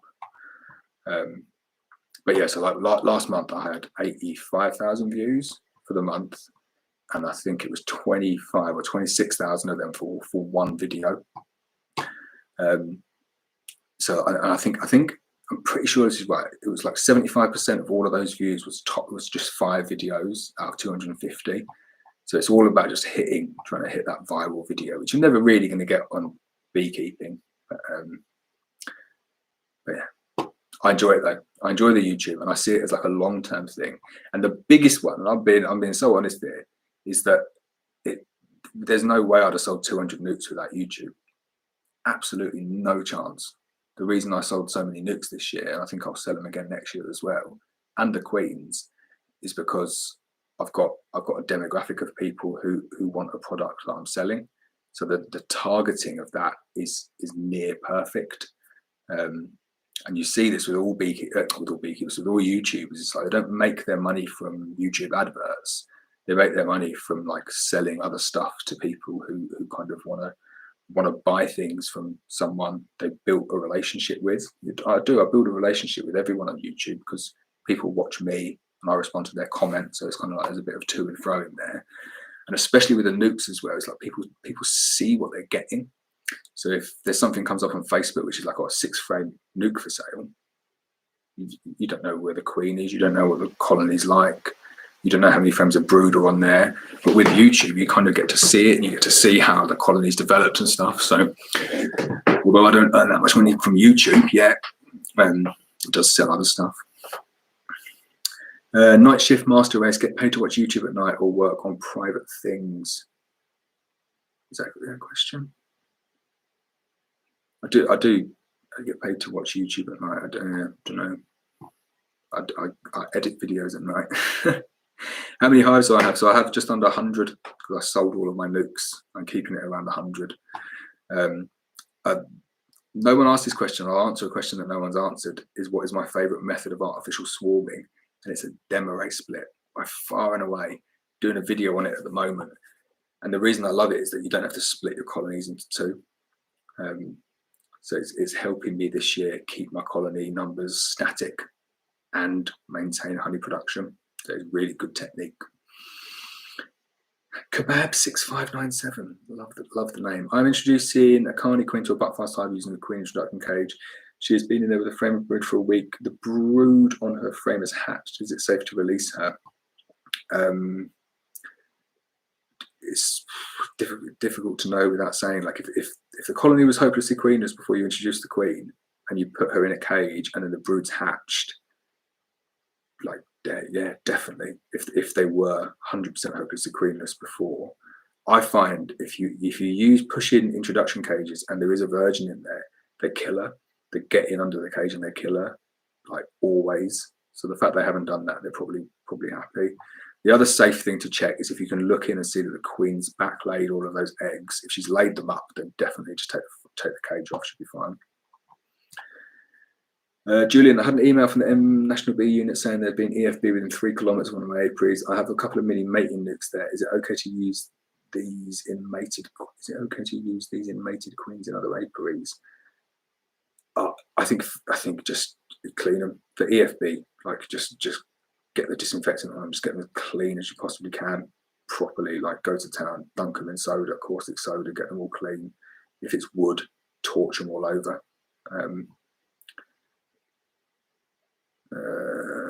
But yeah, do you know what? Like if it was me, no, I'd just go static on that apiary and just monitor them.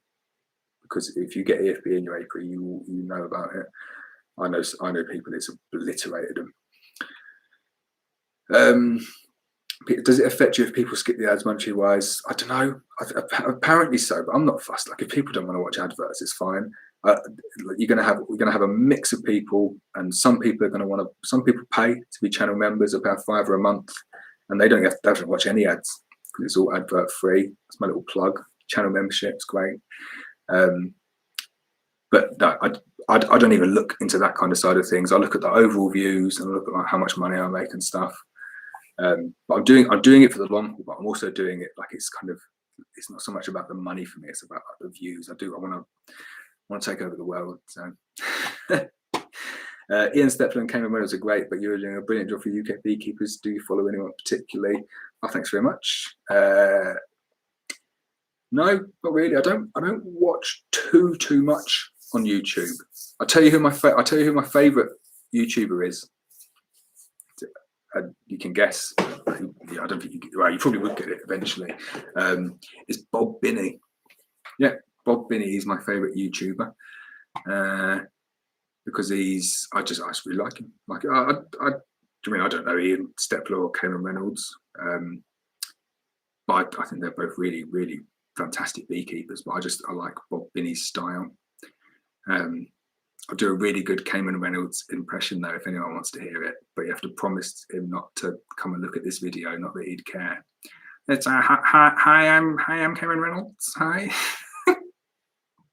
I also do a really good Stuart from the Norfolk Honey Company one, but I'm not going to do that impression because I don't think he likes me very much. So, hi, I'm Stuart from the Norfolk Honey Company. Yeah, I've done it now, so there you go. You can send him the link.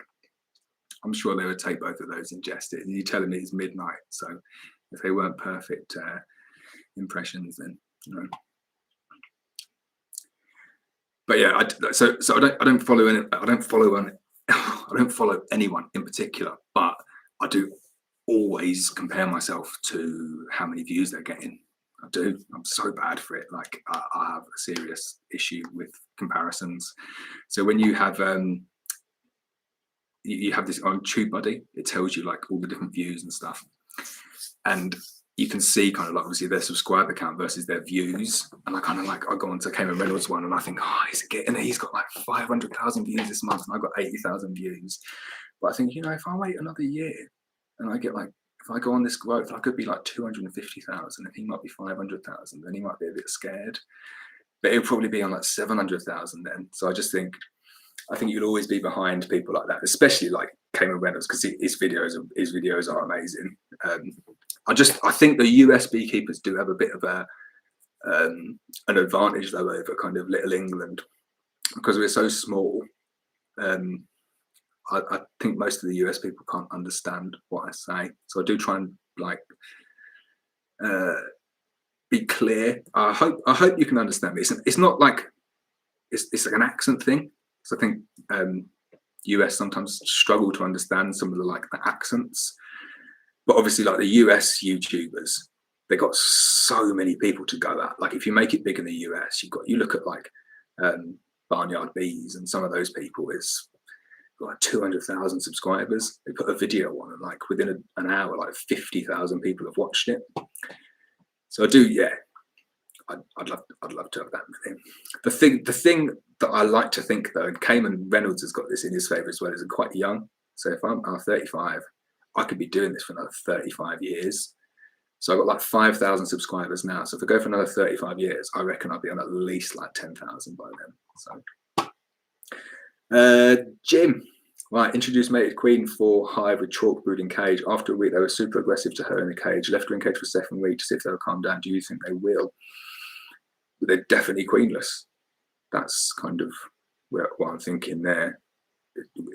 Like 99 times out of 100, if they're being aggressive to the queen in the cage, it's because they're not hopelessly queenless. So there's either eggs or larvae or a capped cell. Capped cell can make them really aggressive, or there's virgin knocking around somewhere. So you need to double check all of that. Yeah, sounds like there's either a cell.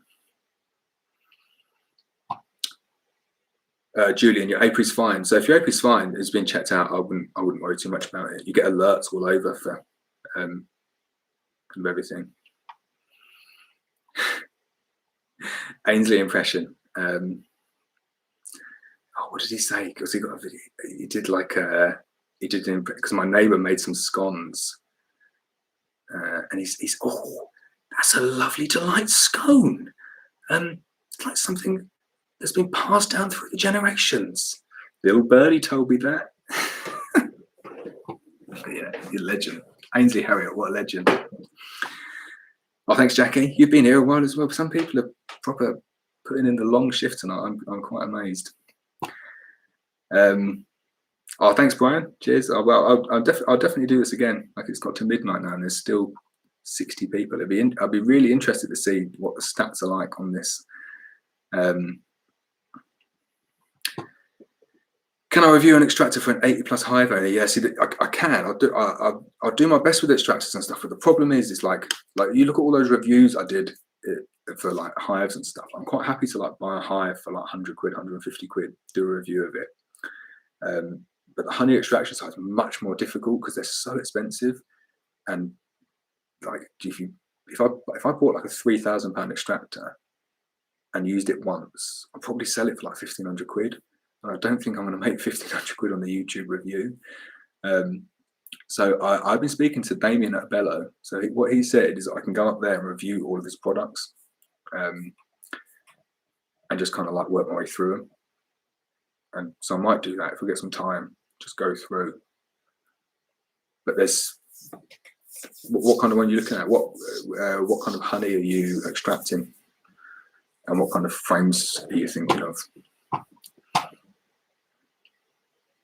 Because I'm looking at changing my extractor, because I've got at the moment 24 frame radial, but it's also got like a 6 frame swing cage in it as well, so you can do like 6 frame heather like on a swing cage.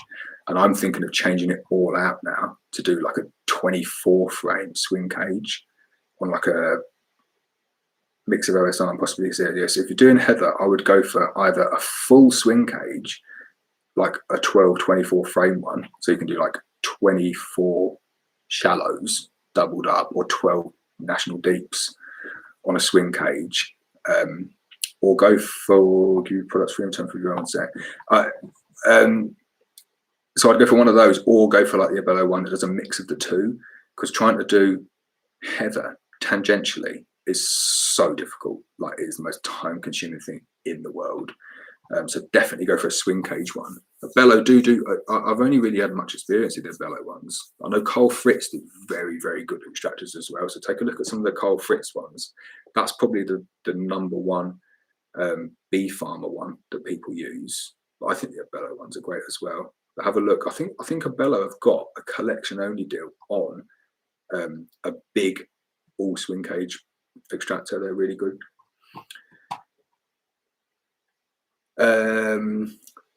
Angus, don't the manufacturers give you products free in return for review? Yeah, so in some instances they do, and I always say it on the video. I know some places get annoyed when they think my reviews are biased, but I'm not. They don't pay me to do the reviews. So some do give me them for free. Some I message some people and just say, look, can you give me this for free, and I'll do a review of it. And I'd say 99 times out of 100 that I don't get a response back, which is fine. But sometimes they do, but definitely not for like big stuff like extractors or uncapping machines or things like that. Like, everything's paid for. I've had a few freebies, and then mostly like a nuke here and a hive there.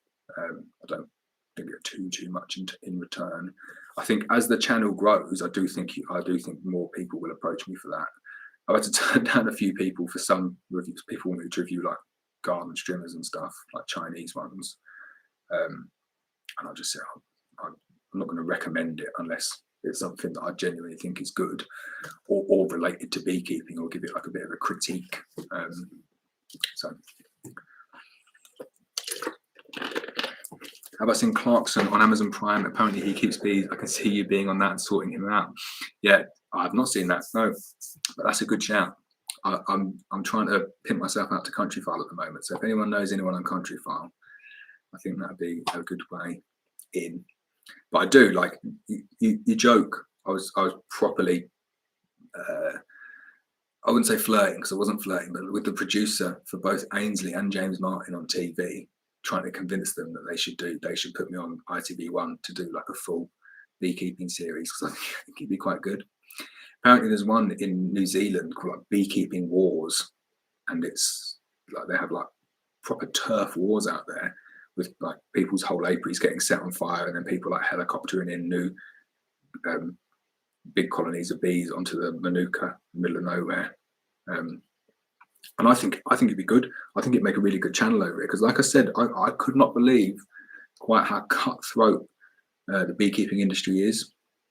From a level, from kind of like hobbyist level, and like the associations, through to bee farmers, through to supermarkets, through to everything. Like it's cutthroat, and people will. I remember the first shop that I ever stocked honey in, like a local deli, and they came to me and said, "Can we stock your honey?" And I said, "Yeah, stock my honey. That's fine. Like, thanks very much."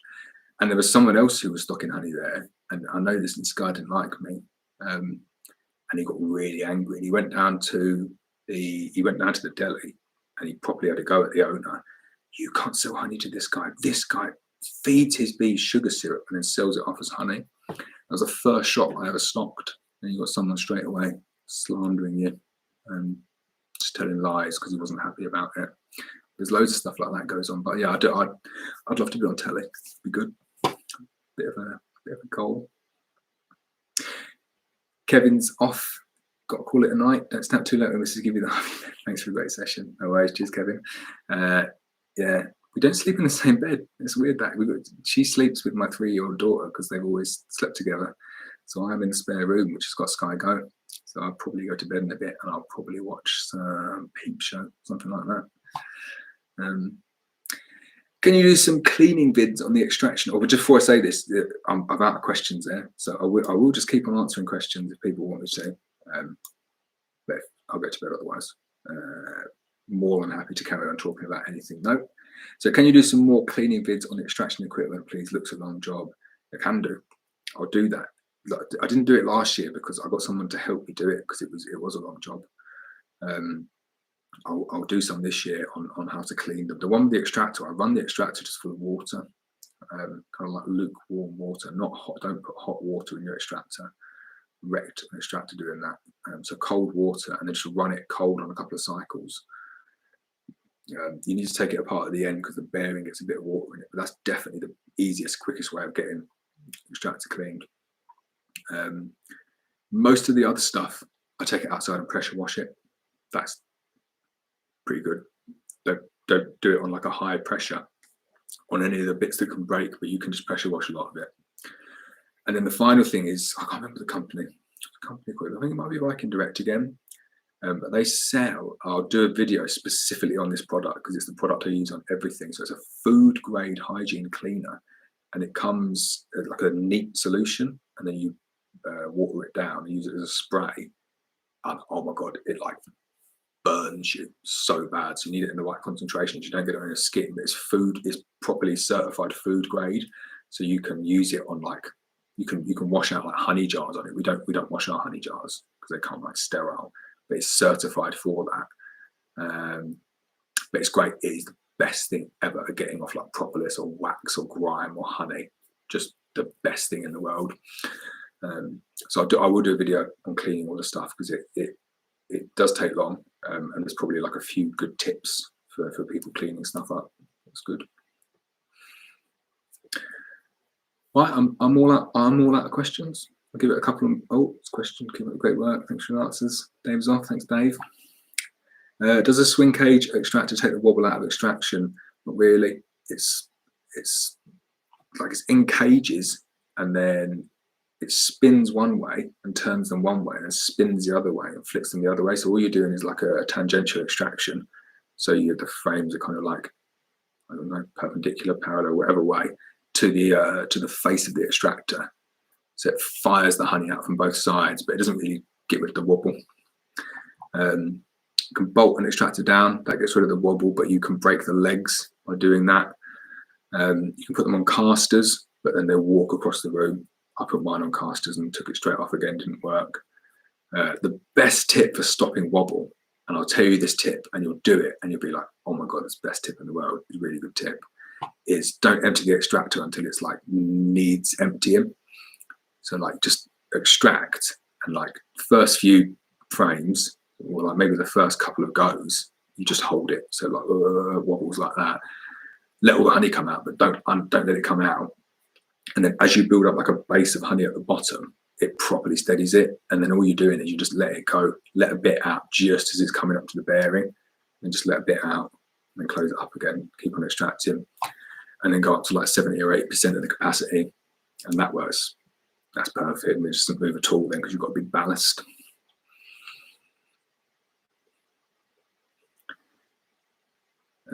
Johnny, sorry if this has been asked, I'm late to the party, but how many hives do you have, and do you have another job? So yeah, I've got 100 hives. I've been trying to get the number down, and yeah, I have a full-time job.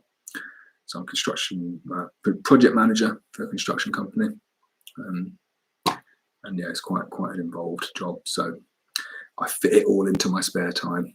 It's very much a hobby. So thanks, Julian. I'm glad you enjoyed it. It was longer than I expected, actually. 3 hours and 15 minutes I've been talking for. And it does not feel like that long at all, because I very much enjoyed this evening. I've been meaning to do this for ages. And it's one of those things that I didn't think anyone would dial in. And I thought it would be a bit like, I knew there'd be a couple of people. Some people do kind of follow everything, and it's great. Like the people who do that, thank you so much, and they comment on everything. And I knew there'd be a couple of diehards here, but I'm amazed how many people are there and how many comments and stuff. I'm just scrolling up through the comments there. Great, love it.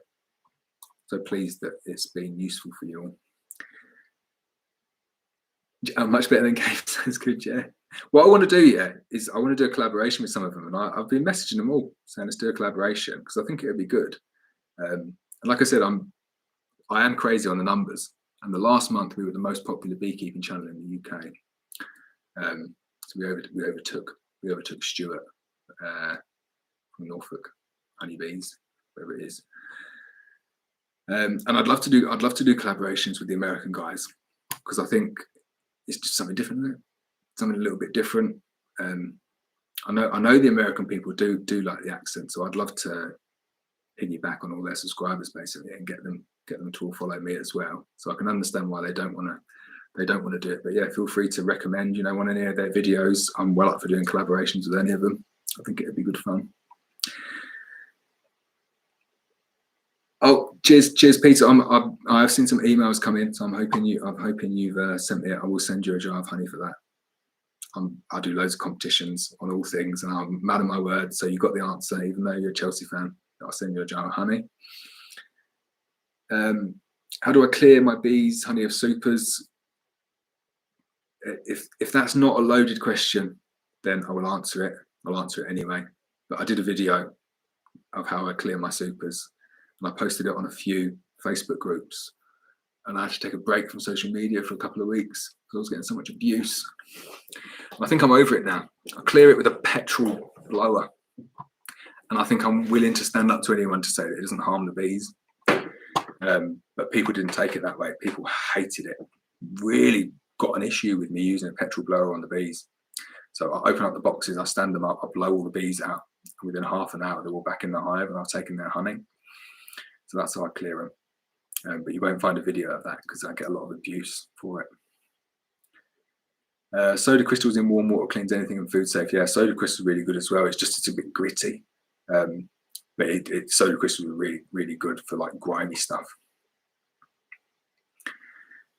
How many hives would you say that you need to make a living from bees? So I answered this one earlier on as well. It depends on what your end game is. So if you're looking to sell nukes, or if you're looking to sell honey by the jar, or you're looking to sell honey by the bucket. It kind of depends, really, different end game as to what you actually want. So I think, and also define make a living, because if you want to make like 15 grand a year, then I think you could probably do it on like 30 hives, 40 hives, make 100 grand a year. You're going to need more, aren't you? So it's need to define what the living is. But you can definitely make a living from bees, especially I'm not in the US. I know you can, because I see people go to the pollination, but I know it is highly competitive. They pay really good rates for pollination out there. But in the UK, you can make it as a beekeeper and make a decent living off it, but it is hard. It's hard work to kind of break through. But the demand's there. Big demand for honey in the UK. But you just need to make sure it's nicely branded and you do your marketing right. Social media is massive. Takes a lot of time to do all your social media and get your brand up to scratch, and then to get your website up there, and then the SEO that goes into the back of the website.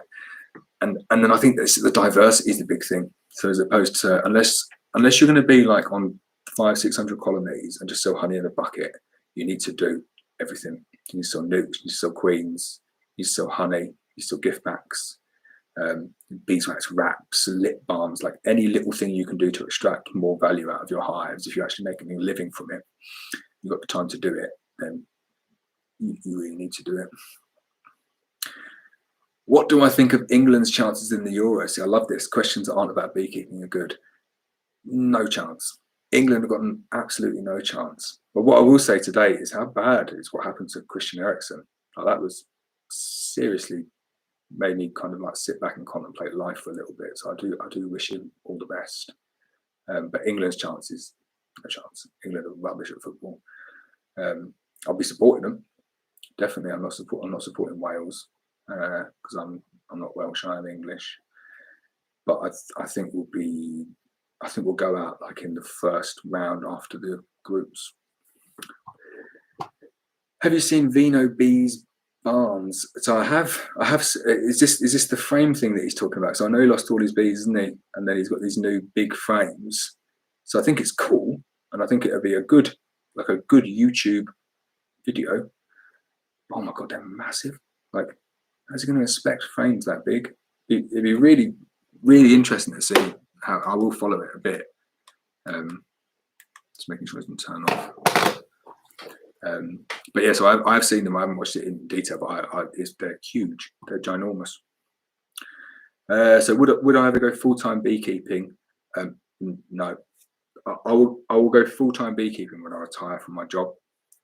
And the earliest I can retire is 57. So I might go full-time beekeeping in 22 years. But I'll have a good stab at my proper career first, because I do a bit better at my actual job. Jim, tried it today. What's that about? Tried it today. Works fantastically. You, Dirt Rooster, Cayman, Bob Binney, Mr. Ed, and David from Barnyard Bees would be a must-watch. Well, like Battle Royale or like Royal Rumble. Be fun, wouldn't it? I would love to meet all of those guys though. It'd be cool. Like, yeah, no competition or anything, but I'm sure you're aware. But Bob Binney has your back concerning blowers. That's good to hear. It's so funny because I drove past someone today, and it's the first time this ever happened. Where someone's, "Are you Lawrence Edwards from Black Mountain Honey?" And I was like, "Yeah." And they're like, "Oh, we watch your videos," and I was like, that's the first time that's ever happened, and I was like so happy. But Bob Binney posted on one of my videos, just said, "Nice video," and like I like giggled like a little girl. I was like, "Oh, he posted on my video, like he's great." So I do I do kind of look up to all of those people and what they do on YouTube and their growth and stuff, and I do try to emulate them and shamelessly copy a lot of what they do. And yeah, hope that there's a place for me within the YouTube algorithm. What makes me think Stuart Spink doesn't like me? I don't know. He might like me, but I've commented on a few of his posts when I was younger, when I was building the channel, and no response whatsoever. So complete radio silence, and obviously doesn't put comments on anymore. And yeah, that's about it really. So I have no basis for that whatsoever. But I think, like, I don't know, if I was him and I had a complete monopoly on the YouTube market for the UK, and then decided to go down a route of Patreon, which is what he does and makes people pay for all of his videos, and then someone else came along and started doing the videos for free, I'd probably be a bit annoyed. But there's not a basis to be annoyed, because I'm doing for free what he charges people good money for, and I've seen how much he makes on Patreon, a lot of money. But we won't do that. We'll stick on YouTube. Julian's still trying to go to bed, but whilst on the subject of American bees, theirs seem a lot more calm than UK bees. David from Rhino Bees Inspectors, yeah, in t-shirt. It's true. Like, I look at some of the American beekeepers, like the Texas Bee Works, the lady who does that, and I just think, whoa, like, your bees are awesome. Why are my bees not that calm? But I've got some colonies that I like that, you know. I could inspect some of them in like a t-shirt like that, but just not all of them. And this is an area that I'm really trying to improve. And as I try and get my numbers down, because I'm not just trying to increase colonies to the nth degree and go as high as I possibly can, really strategically trying to do the opposite at the moment, and trying to do the opposite whilst keeping the quantity of honey the same, but the temperament as good as I can possibly get it. So I'm going to do a lot more work trying to kind of get my bees to as gentle as I can possibly get them, just to make the videos a bit better, really, but to also make my beekeeping a bit more enjoyable, because some of them are just vicious, and it's not nice to deal with colonies like that. You found pollen in your first super. What can you suggest? So there's nothing wrong with pollen in the super. Some people like pollen in the super. Bit of a pain because you can get it's a bit mouldy when you store it and stuff. But the pollen mites do clear it out. But I would suggest that there's probably not enough space for them to keep it in the brood box. So you may need to take out some frames in the brood box, or increase the size of the brood box, or go double brood or something if you don't want pollen in your super. I wouldn't worry about them storing pollen in the super. They'll probably use it at some point, though they don't tend to move pollen around. I don't think they move it around at all. Pollen, I think you just stick it in there, not like honey where they'll move it to where they are. Yeah. Angus, you got me worried now, because I've not kind of thought about the Stuart thing. I've just kind of always assumed that he didn't like me because he didn't respond to my comments. But like, now, having actually sat here and said that sounds ridiculous. So I'll probably retract that comment. He definitely won't like me now after I did my impression of him, but I'm not going to do the impression again. I do, yeah. That's just me having a little bit of fun. Right, yeah, good night, Matt. Yeah, the Ainsley video will drop soon. I just got to find a suitable video that we can put it on. But it will be out. Keep an eye out for it as well. It's called Ainsley's Mood Foods. It'll be out in September, and it's just, yeah, it's me and Ainsley cooking pizzas in my back garden. It's pretty good. It's like a proper film crew this time, so not like the James Martin one where it was all pixelated and a bit done via Zoom, like a proper film crew. So it'll be quite cool. Well, I'll give it a couple more minutes for anyone to do any other questions. Like, I am happy just to kind of talk on, but I'll only talk on if there's any more questions. So.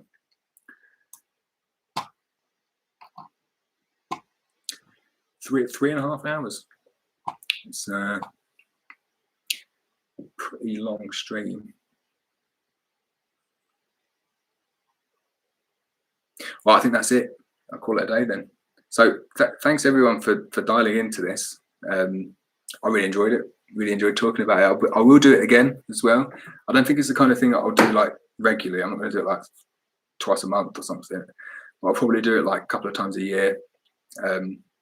I think I might do one like Christmas time. I think Christmas time's a good time to do one, when everyone's not doing beekeeping and just sitting around, not really doing that much. So I will do a few of them in the future.